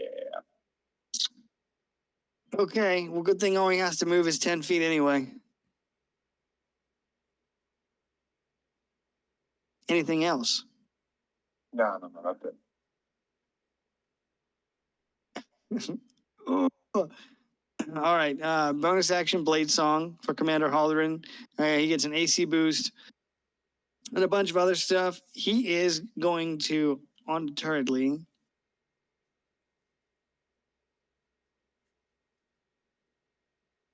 move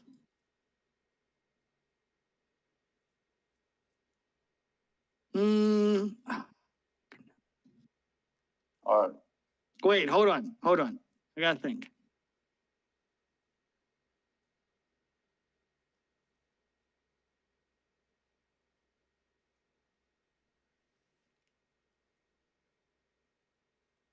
Savik, if you Blade Song, it says you can cast a spell. You can cast one spell without expending a spell slot. You can't. Like I No, couldn't that's say nah, cast. I don't know. That's not. It's not true. Yeah, that's not true. Then that is incorrect. Well, maybe it's like a monster stat blocker. Yeah, no, I definitely pulled this off of a monster stat block for Blade Singer. But that's Yeah, fine. it might not be the same as a Blade Singer. I don't want to do something that's gonna like break the game or anything. Like, I don't know. It's a different stat block, but that's fine. I don't know what to do. You kind of locked him down here. Well, you Yeah. can All right. withdraw the duel. Nah, I think he will Blade Song and move forward, and he'll eat the damage. I'm gonna roll it. Go ahead. He's going to attack you 4 times. 2 slashing damage. All right. He makes 3 normal attacks and then 1 with Blade Song.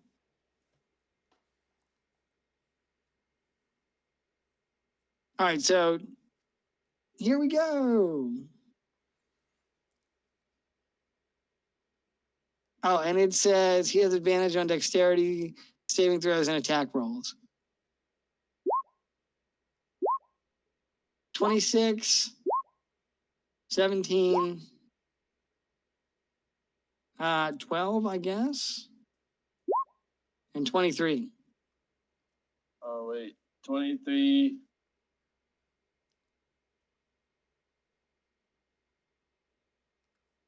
So it would be 26 and 23. Okay. Yeah, because I'm seeing 2 hits. You rolled 7 times. Yeah, he rolls with advantage in Blade Song. Okay. There should be 1, Yeah. 2, 3. Oh, I guess I need to. Okay, should have rolled another one. But yeah, okay. So, yeah. So 26 and 23 both hit. Yeah. All right, he's holding a sword in each hand, and he will. Here's the first 2 attacks. I'm sorry. Here's the first attack is for 5, which sucks, and then his second attack is with his magical long sword. So he's going to hit you for 12 plus.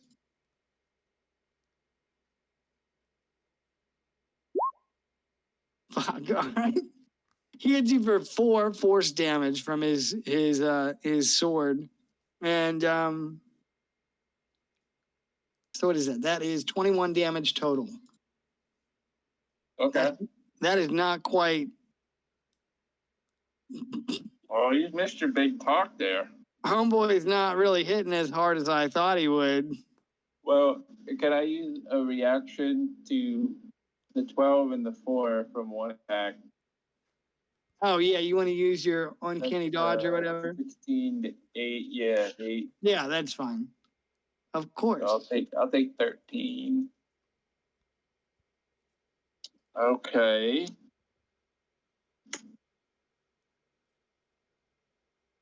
All right, so I'm gonna use. Is he done? Yeah, I think so. I gotta roll some checks to make sure I keep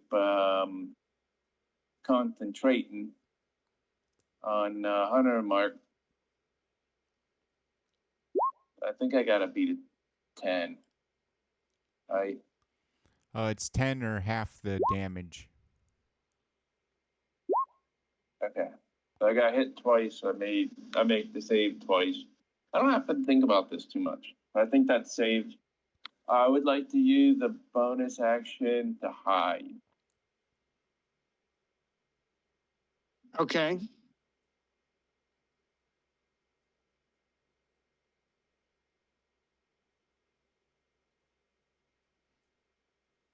use the bonus action to hide with Cloak of Elven Kind.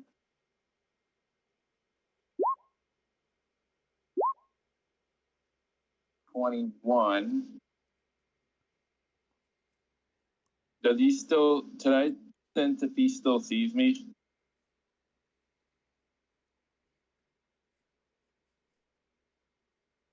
Can I, like, if I follow his eyes, does he still see me? He can roll like a perception or something if you want. Well, he wouldn't be able to see with his passive perception. I'll tell you that. Okay, well, you can have like an active perception. Yeah. Is that the end of your turn? No. Well, I guess he wouldn't want to roll his perception check until on his turn, right? Like,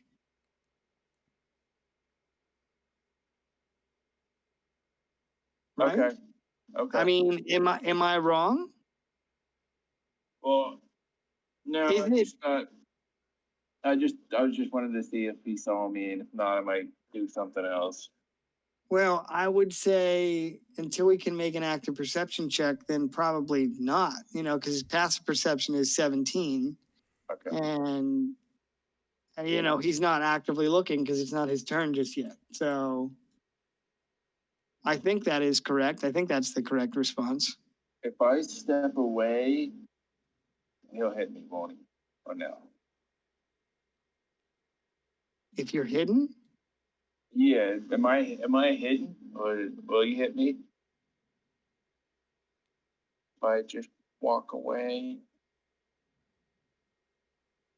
uh, I think opportunity attacks only work against foes that you can see. So you can't see me yet. You're gonna have him do that on his turn, I guess. Is that the right rule? Or, I mean, it's not like as soon as somebody hides, you can contest that right away, can you? You have to wait and do that on your turn, right? I think it's however you want to rule it. I mean, No. you could have the passive and then let this go on, and then in his turn you could try to look for me, or you could. I don't know. I guess it's just up to the DM. Yeah, but I was So, dude, just saying when I ask though, I'm asking you as another DM for your input. I'm So saying- things like it's up to you are not really helping. No, I know. I never thought about it. Maybe since it beat the passive, he can get away, and then you would want to have him use a perception check on his turn. That's fine. Another way you could do it is to conduct it right away and see if he sees me trying to slink away. I think both of those are probably fine. Okay, yeah, Preference. to be honest, I don't know which one is correct. So we'll just go with it. We'll just leave it the way it is. So Okay. Well, I'm gonna slink away, and I'm gonna do. I think he's got his defenses up high, so I'm gonna do. I'm gonna go for some accuracy here.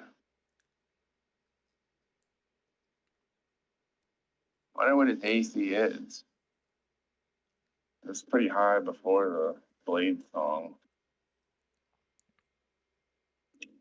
Wow. 28 and 30 to hit. no fucking way. Yeah,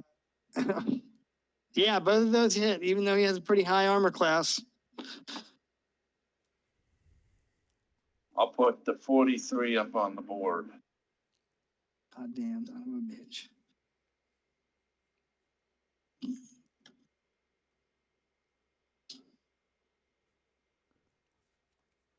Okay, anything else? No.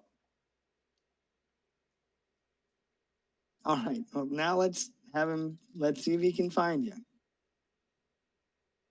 Shouldn't be that hard. I think I got a 21. Yeah, his passive is 17. He just rolled a fucking 9 plus 7, so he can't see you. Oh, no way. Yeah, Yeah, I know that is truly, truly crazy. But you know what's even crazier than that? When there's a man parachuting on the lawn and Joe Biden turned and saw a squirrel. Squirrel! No, I was gonna say he doesn't need to know where you are to cast Wall of Fire. Oh, no. Okay. Is he gonna burn himself up? We can't turn into a pizza crust. Alright. So he might not know where you are, but I think he would know the direction he was being shot at from. Yeah, it does kind of sting with those arrows do kind of sting a little bit. I mean, you know, unless I'm wrong, I mean, I think that, you know, he got shot for 40, he got shot twice from this direction. So I think what he's going to do is just, let's see, what is the range on this? Not the range. 60 feet long, 20 feet high, and 1 foot thick. Or a ringed wall up to 20 feet in diameter.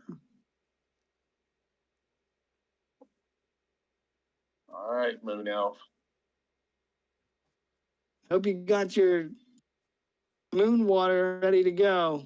I got my moon sneakers on. My moon To douse you off there, pal.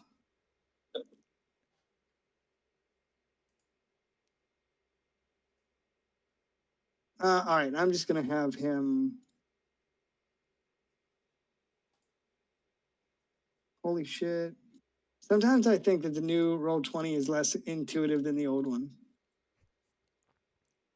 You got that right.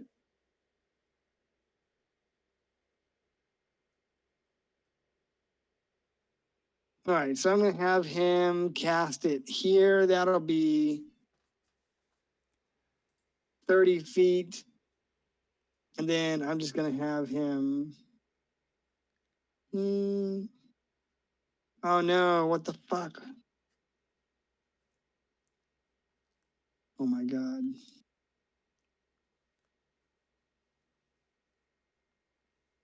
So that's 30, 40, 50. And then, yeah, I guess we'll just extend it one more. 60 feet. So that's wall of force. So he has this inner layer here of fire. And sir, you need to make a dexterity saving throw. I'm gonna persuade him not to cast the spell because there's fire in an enclosed space that's gonna consume all the oxygen. Physics and D&D. The top, the top of the wall of force is open, like an arena. Okay. Here I go. 13. Oh, 13 is a fail. Oh, he got me. So you're gonna take 5d8 fire damage.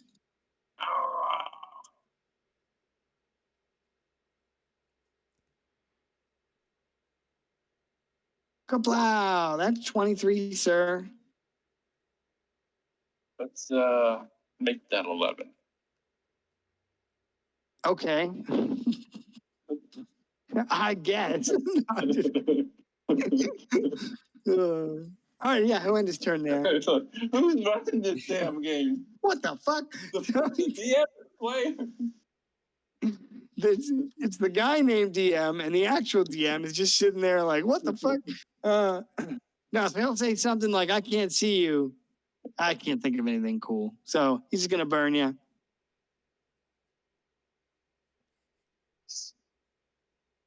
All right. Well, I guess I gotta Have some of jump this. out of there a little bit. Hit him in the ball. Hit him in his balls. Yeah, there you go. I'm going to go for the most excruciating pain of all. I hit him in the balls. I'm gonna do a somersault. And I'm gonna pole vault over this wall of fire. It was the last session of the game. Like, I think it would be funny if you could have been like, I should have had you been like more renowned for like King Valos has a dwarf warrior with him that will kill you by exploding your testicles, and like the enemy knows about it, and they're like terrified. You know, I'm not signing up for that. I'll take my chances with Batman.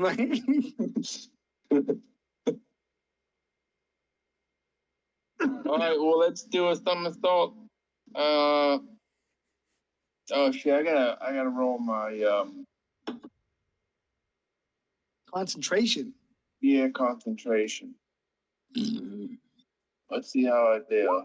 8.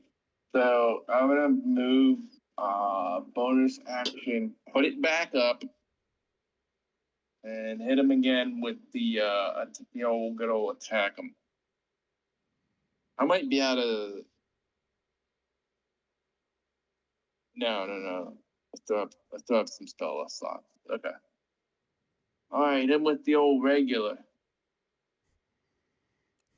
I don't know if these hit him. He might be able to.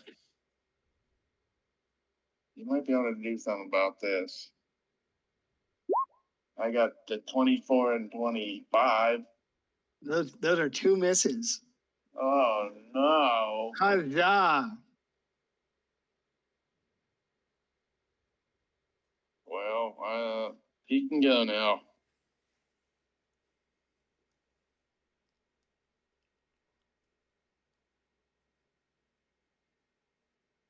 I might have to come up with another plan.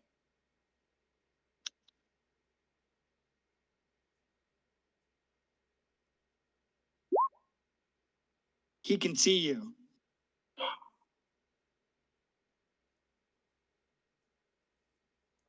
All right, so he makes a perception check to spot you, and he's able to spot you, but he's a little far away. So I think he's going to cast Magic Missile. Son of a. That's the worst spell in the game. And I'll have him. I'm glad you think so. The Magic Missile experience will vary. I'm gonna have him upcast it, so it's gonna be Of course. 4d4 plus 4. You know what?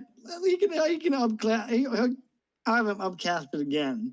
5d4 plus 5. You know, I think I can only uncanny dodge one of those because they're individual attacks, Yeah, they're 5 glowing darts. right? So that would I could only take it down by like 2. Yes. So yeah. That's why I said it was the worst spell. You think I was joking? No, I just played a wizard, and I think Magic Missile kicks ass. Like, I believe you. I think it just it goes by one's experience. Did this mean I have to roll concentration like 5 times?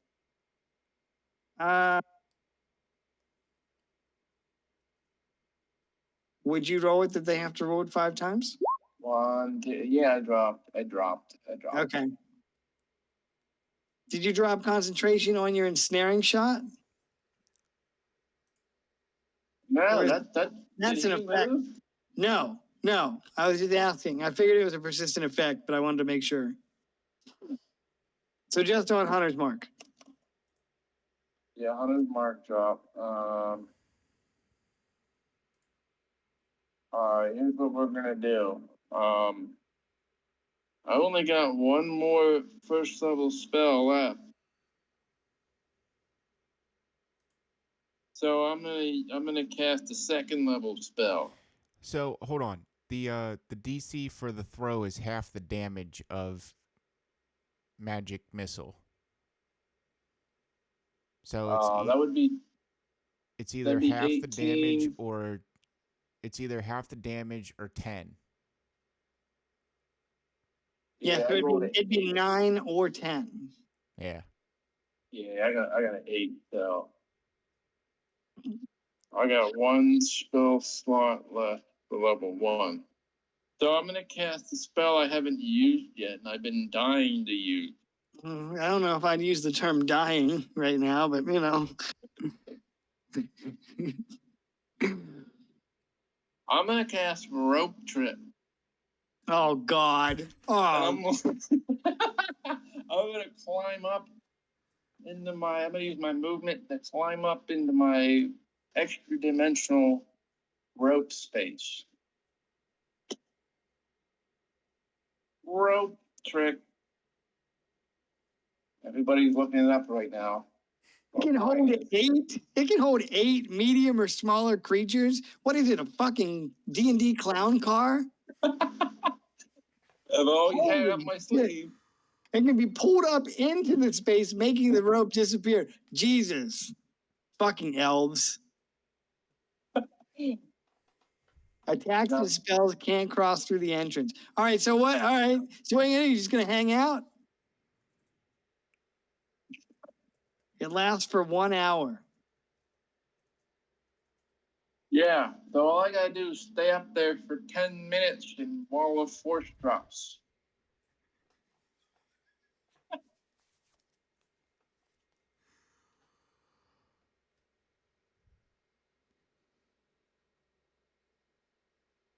Actually, I'm gonna- it's only.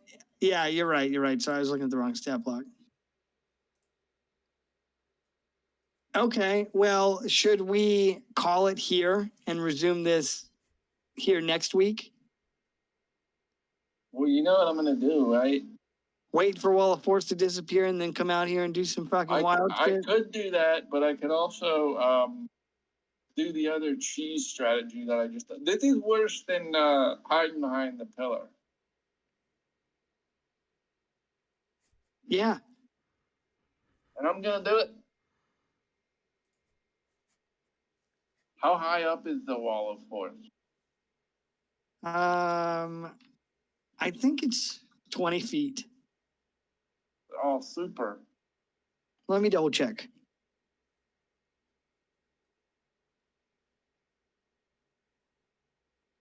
I'm just gonna climb all the way up to the top of there.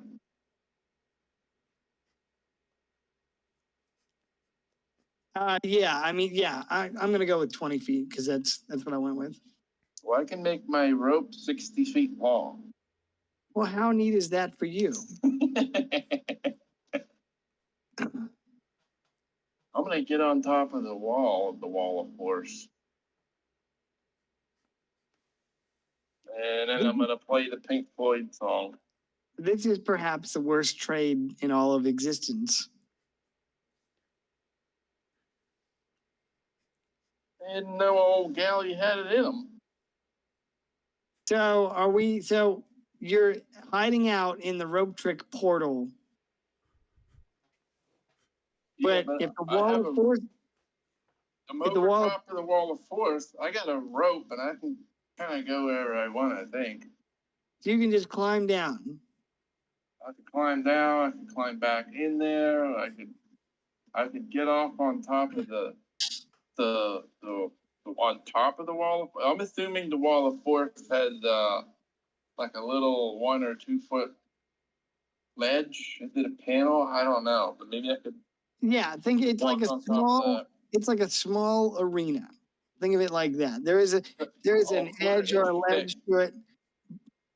I will say if you go outside of the Wall of Force or outside of that boundary, that might be considered a loss.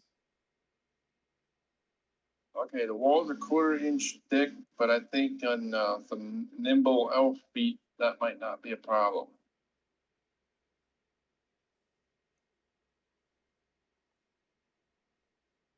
I'm just gonna pop out of there, shoot them, and go back in. I could just do that too. The D&D clown car, dude. That's where all the fucking clowns live. And I should know. I hunt clowns. I hope you love clown. I don't love them.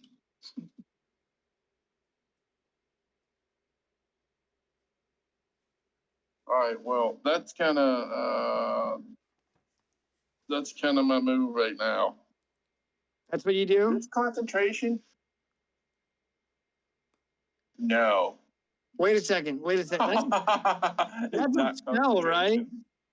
Huh? That's a spell, right? Yeah, the spell. Okay, he's gonna cast Counterspell. Oh no. Oh no. Oh no. Oh no. Oh no, indeed, my friend. He attempts to interrupt you in the process of casting your spell. If your spell is of third level or lower, it spells. It fails and has no effect. It's Uh, level 2. Well, I'm sorry to say, pal, it looks like the fucking circus isn't coming to Clown Town today.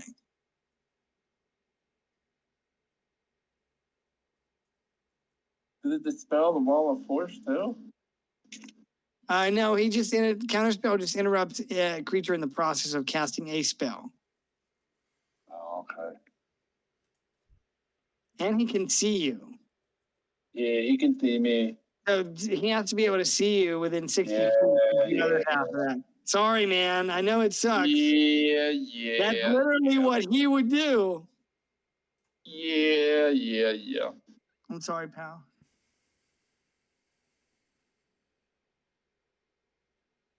So he counterspells your rope trick and he says, no more parlor tricks today. Okay. That was my turn. Okay. I guess it's a strength check, right? To break out of the entanglement. Uh-huh. That's what Will Smith needed. Strength check to break out of his entanglement. Strength the athletic check. Wall Smoth. I'm Wall Smoth, he says. Let's fucking go. 20. Yep. You don't sound like you're having too much fun right now, buddy. Oh, it's okay. Don't worry. Oh, I'm not. Believe it, I'm not. All right, well, I guess that's his turn. He uses his main action for that. Man, I wonder if he's got another counter spell. No, he is out of third level spell slots. Well, I won't be cheesy and do the same thing twice, but I'm gonna cast another spell.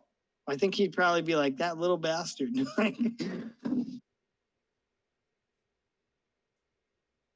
All right, what spell? I'm gonna cast Pass Without Trace. Okay. To jack myself up to, and then no, I'll bonus action hide, then do it. So let's get a clean stealth roll. Don't you get like a plus 10? 12. Oh, okay. Oh fuck. 13.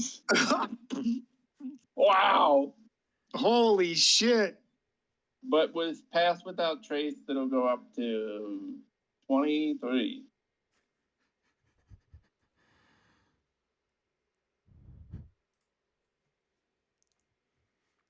Man, it sounds like I think Lady that's- Timora's not on your side tonight. Yeah. Well, I think that's one more than his perception.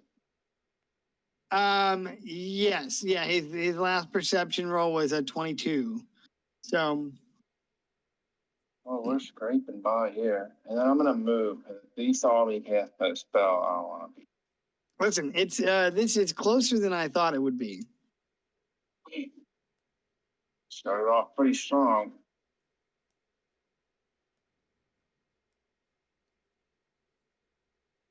Maybe I should go behind that. Is this fire thing still up? Oh no, I think That's fine. I don't have to do anything. I'll just tiptoe over here.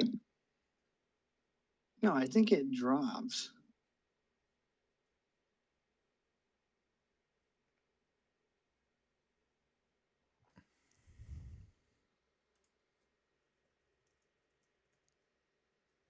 It's a concentration spell up to 1 minute, so technically it would still be up. And if you move into that space, you're gonna take the fire damage. I am nah. I'm gonna go in Only the. No, because he'll know I'm going in the corner. I'm gonna go over here. only because if you end your turn within 10 feet of the side or inside the wall, you take the same damage as you took in the first time. So at least I told you. I'm going over here then. Okay. Where'd he go? or here, maybe that's 10 feet. Maybe I'm safe here. Isn't he getting burned up? Oh, he literally he moved 5 feet to encounter you, and he's right here. So this wall of fire is around here, but not touching him. You know, if Okay. it is 10 feet wide or whatever, Yeah, he's in that little pocket. yeah, he's in a pocket. I'm sure he's warm. I'm sure he's very warm, you know, but no, Okay. he's, you know, Alright, well, I cast the pass without trace, fumble on my stealth roll, and move somewhere else. Powder on. okay.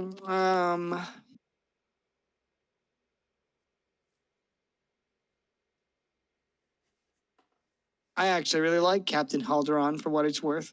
But I don't know what the fuck he's gonna do now.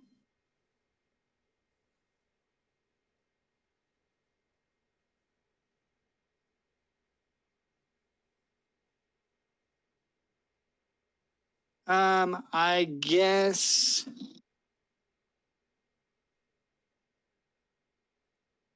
I don't know. I don't know.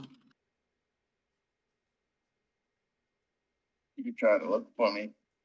Yeah, I think he'll probably just do that because I'm drawing a blank on what he's gonna actually do. Miss, he cannot see you. I guess he'll end his turn. Okay, boy, let's go.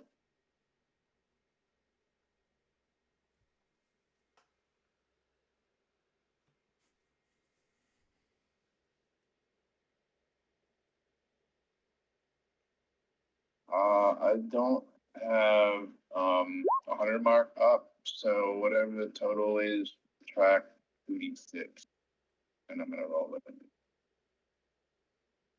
I should remake these to have non-100 marks. So 37 damage. 25 to hit, 26 to hit, and if they both hit, we got 30. Oh, the 37. 26 will hit. Oh, the 25? The 25 misses. Yeah, 25 will miss. Wow. Okay, Yeah. then for the second attack, it'll just be -2 then. So 11, 18 -2. 27. 27. 27. Yeah. Got it. Get him with a little 27, and then since I'm there, I will move. And is this a fresh turn for me? Yes. So let's bonus action hide and refresh that stealth roll. Fuck, dude. Come on. He's not gonna fucking hell. How about now that's a 31 plus 10. Oh, so it should be 41. Yeah. Does All that, right, well, he can't fucking see. It doesn't matter what he does now. He can't see you. can you see me? No, he can't fucking. He cannot see you. I can see him. Oh, he needs to make a concentration check.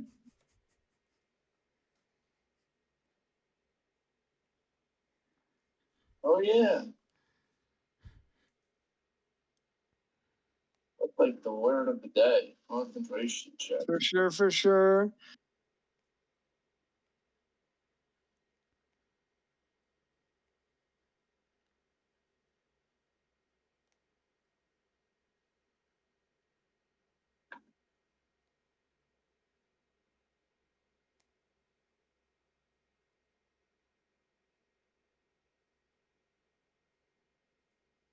What's he doing now?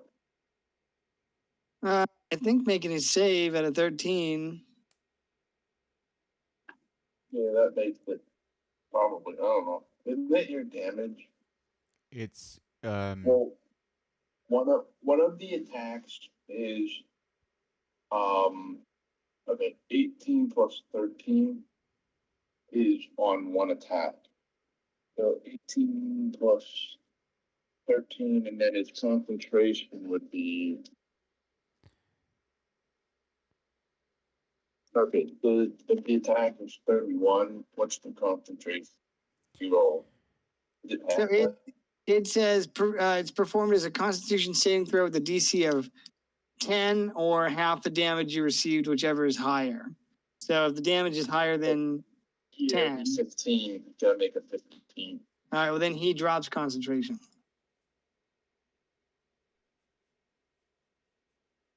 How did that feel, mister?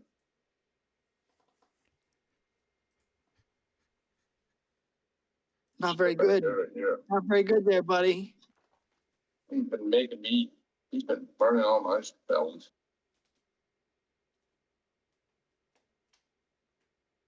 Does he also drop Blade Song? Is Blade Song considered a concentration thing?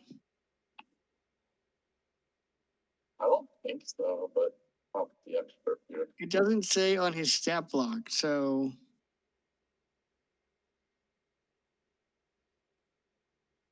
Yeah, I don't think it's a spell. I think it's like rage or something. are you doing anything else? No, Hey, see you, Gradius. We'll catch you next week.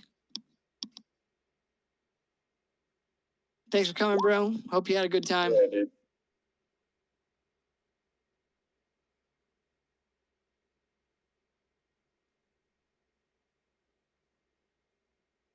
Is it your turn or is it my turn? That's his turn. It's his turn. Okay. In that case, he can't fucking see you. So what is he gonna do?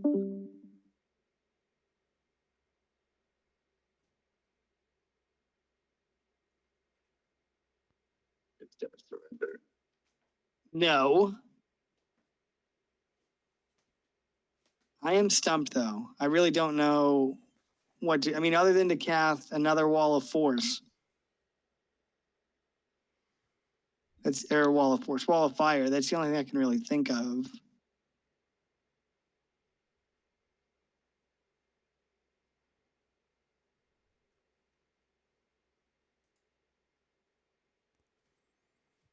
I'm fucking stumped, dude. I don't know. I think he will delay his turn because I don't know what to do. I'm trying to figure it out. Oh, maybe he's spooked. Skibbity. Go ahead. Skibbities. Inhale. Breathe. Exhale. Breathe.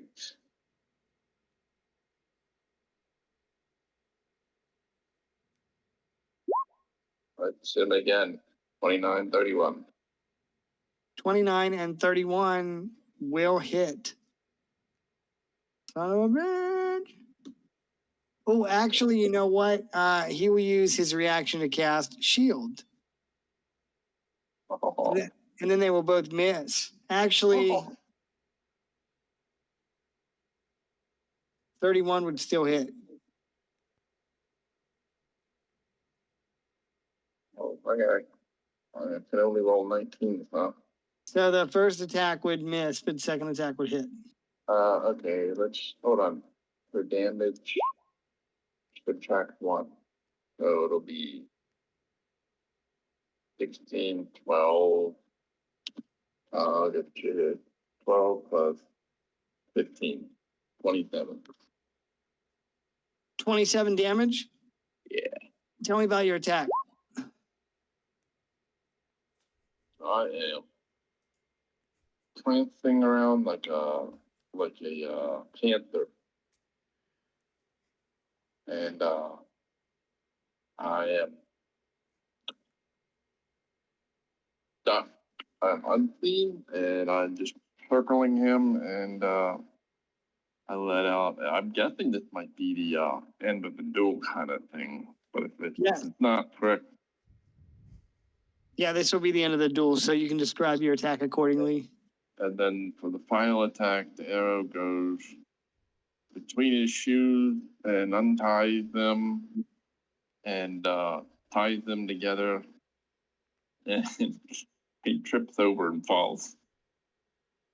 Okay. All right, That he too dropped. cartoon. That too. No, it's however you want it to go. It doesn't matter to me. It's however you think it should go. That's fine. All right, Captain Halderan, or Captain, he's Commander. Commander Halderan drops to 1 hit point. And, as he trips over cartoonishly, he lays there for a few moments in disbelief before punching his fist into the ground and sitting up. He calls out to his Lieutenant Thalandrell, and he says, enough. And with that, the wall of force dissipates. Your allies over here probably could have seen through the wall of force of what was going on, but when the wall dissipates, they can see that you're still standing and Commander Halderan is in the dirt.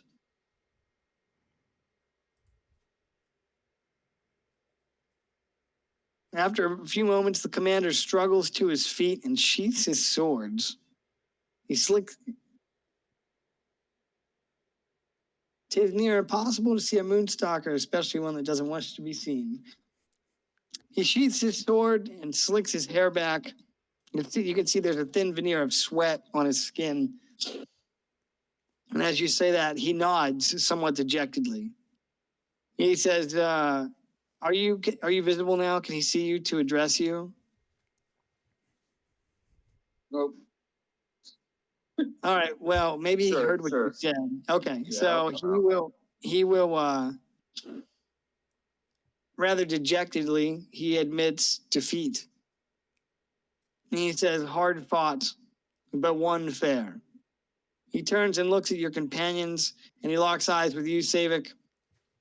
He says, you have my leave to take this weapon, to which his officers protest. Specifically, the priestess and the Warforged. The priestess comes up and says, Commander, your orders, you cannot. And he holds up a hand to silence her. And he says, I tire of easy victories in this campaign. Let them take the weapon for all we care. Our artificers can surely create another one. Perhaps it will make things more interesting in the battle to come. The Warforged takes a step forward and he says, you will have to answer to his eminence. And Halderan turns and shrugs and he says, then I answer to his eminence. It won't make a bit of difference in the end.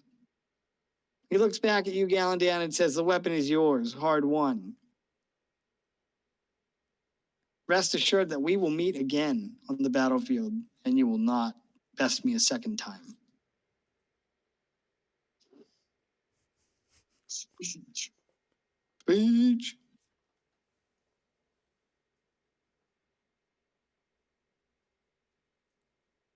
So he sheathed, like I said, he sheathed his swords and he goes to step away and he says, none of my men will harry your retreat, but I can't speak for any of the other legionary forces on this continent.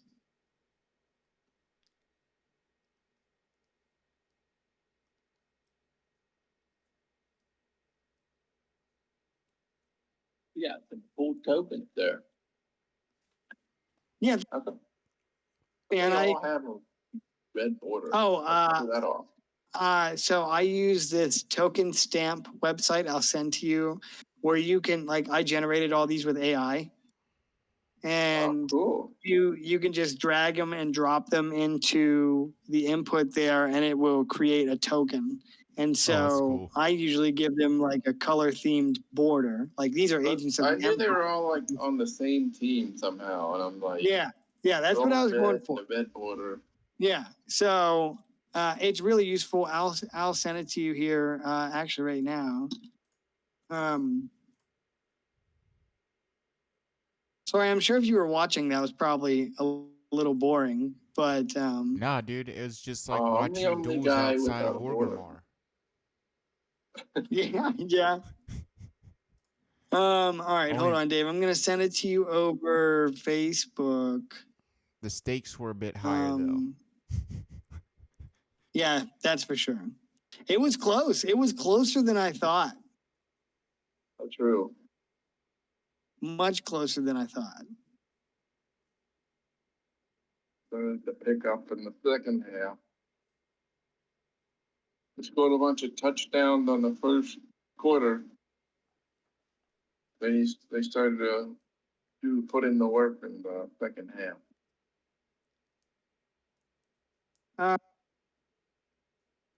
So yeah, this is Commander Halderan, commander of the 2nd Legion. He serves under Calrop Terowin, commander of all armies, and I don't know what you guys are doing next, but I will say the commander, when you knock him to the ground, something falls out of his pocket, something small. Oh, dude. Can I go ahead? Is it something that we That's can pick something up? Mage Handy can do. Yeah. So Yeah, yeah, I'm with sure Mage Hand. yeah, I'm sure you could scoop it up because he's sort of yeah. belaying the concerns of his. I'll go ahead and use Mage Hand, and my Mage Hand now is completely invisible, and it can Oh, nice. pick something up. It has a 60-foot range. So what I'll do is I'll cast the Mage Hand cantrip and pick up whatever he dropped.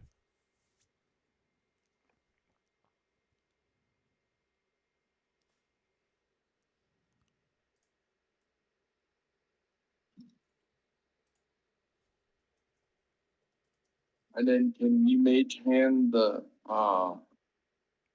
phone number of the Sun Elf over here, so it can be kind of like the Forbidden Love arc, the Sun Elf, and the Moon Elf. Dude, Oh, you that's should have pretty went yeah, over do you wanna- after I your like duel. this done now. You can go talk to her. I mean, listen, this might be the only time where the Voldemort are going to be kind of chill and not fuck with you. So I have her information. Just give me a We second. might do that. First things first. Gallandan needs All right, her Savix, you're gonna scoop this up, right? Okay, Right? Am I correct? that is correct. Okay, so some of this information is old, but this is it's a folded piece of parchment, and when you open it, it reveals the Voldemort banner and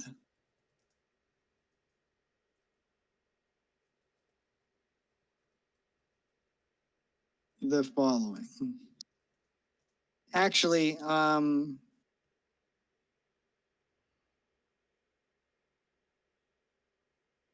on. What's the best way to send all this?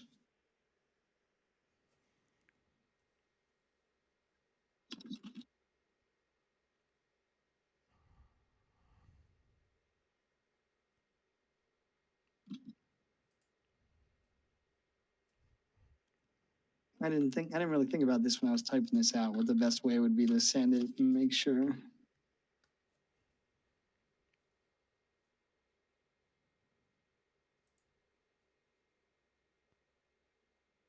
Okay, so the first thing is it's in Elvish. All of it is in Elvish, which is not a problem for you, but I'm gonna send it.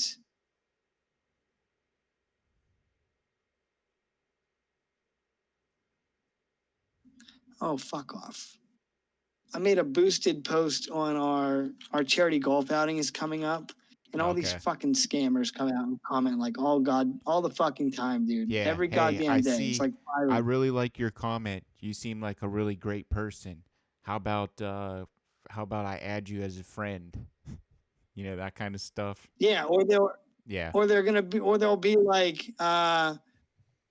like, your page is scheduled for deletion because you violate. Like, click on this link. It's Oh totally yeah, I've gotten legit. that one too. It's All right, so I'm gonna so the letter is in Elvish. Fuck it. I guess I should just download it and send it to you guys so you can check it out.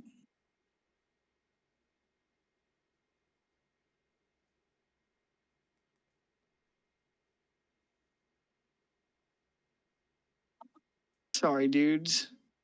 Fucking struggling on the struggle bus. Okay, I gotta get going here. go to sleep. I have to get up early because I have somebody coming to put something in my water meter at 7:30.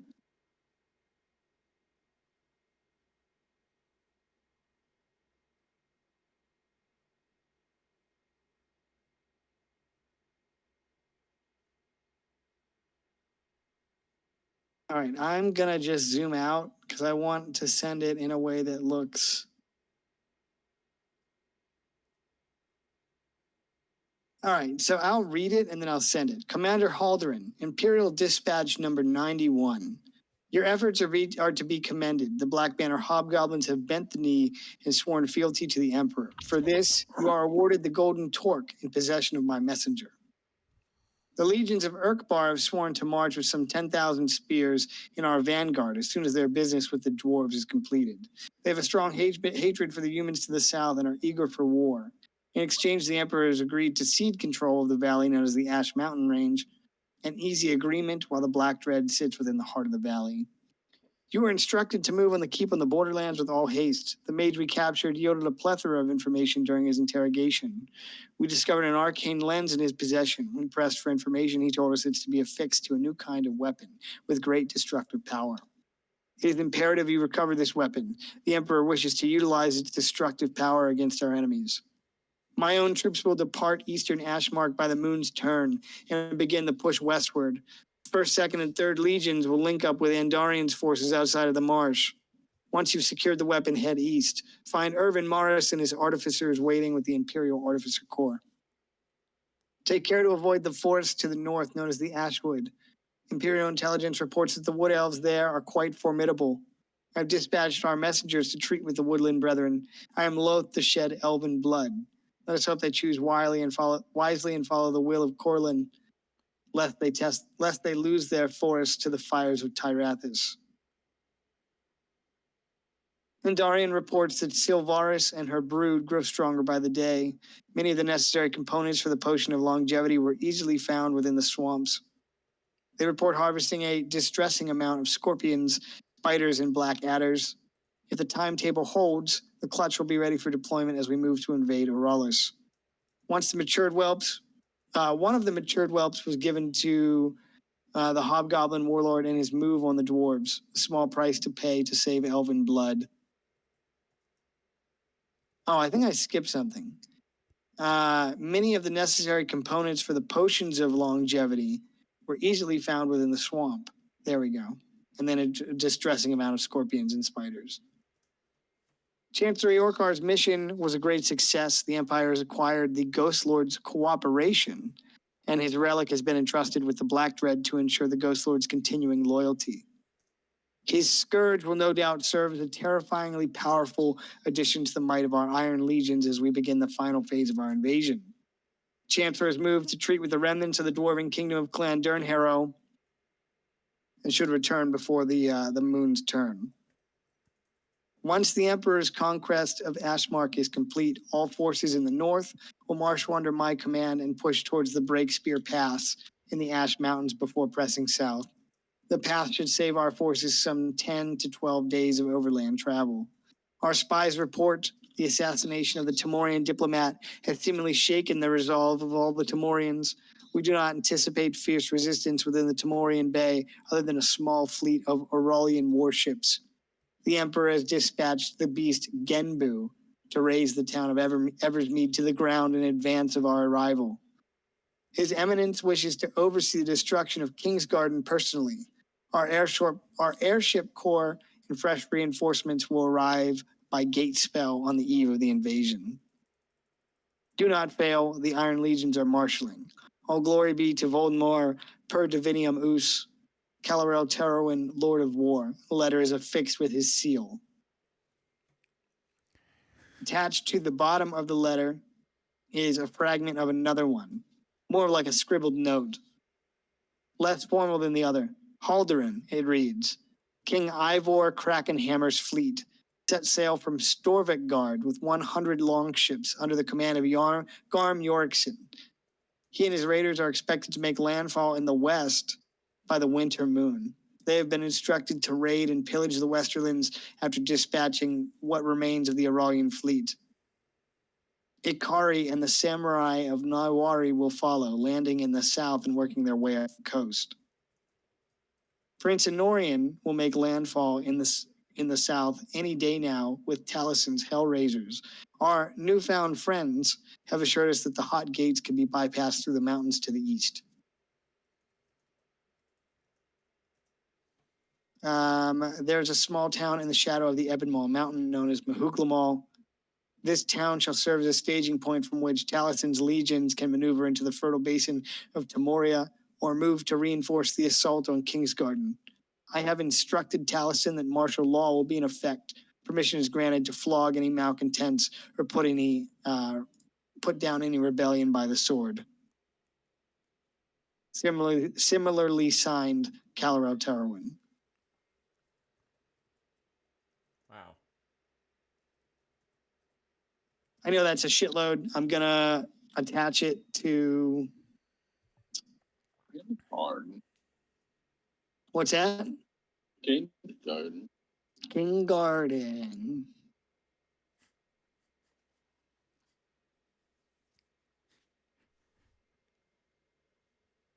Some of that information is old information, as you will know, but there it is in its entirety.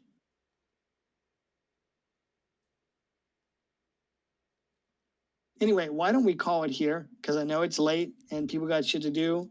All right. Dave, if you want to chat with this lady in the future, you can. Just let me know, and then let's pick it up next week. Too cute to be a son elf.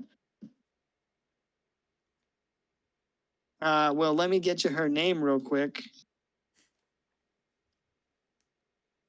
I'll give you one.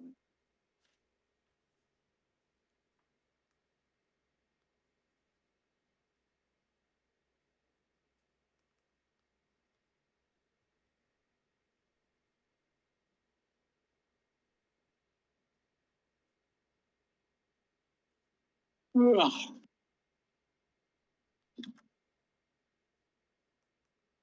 Well, maybe I kind of feel like you should ask for her name, Aw. but I will tell you she's the priestess Chady of Ven Alinor. Ven Alinor is clearly a region of Voldemort. Okay. Well, I'll get at it later. Sure, I mean, just if you I'm a want. hippity hoppity hoppity. Sounds good, buddy. Hey, I hope you had a good time. Well, I got to be Okay. the champion. Yes, you did. Yeah. Well, see you guys. Hey, see you, next buddy. time.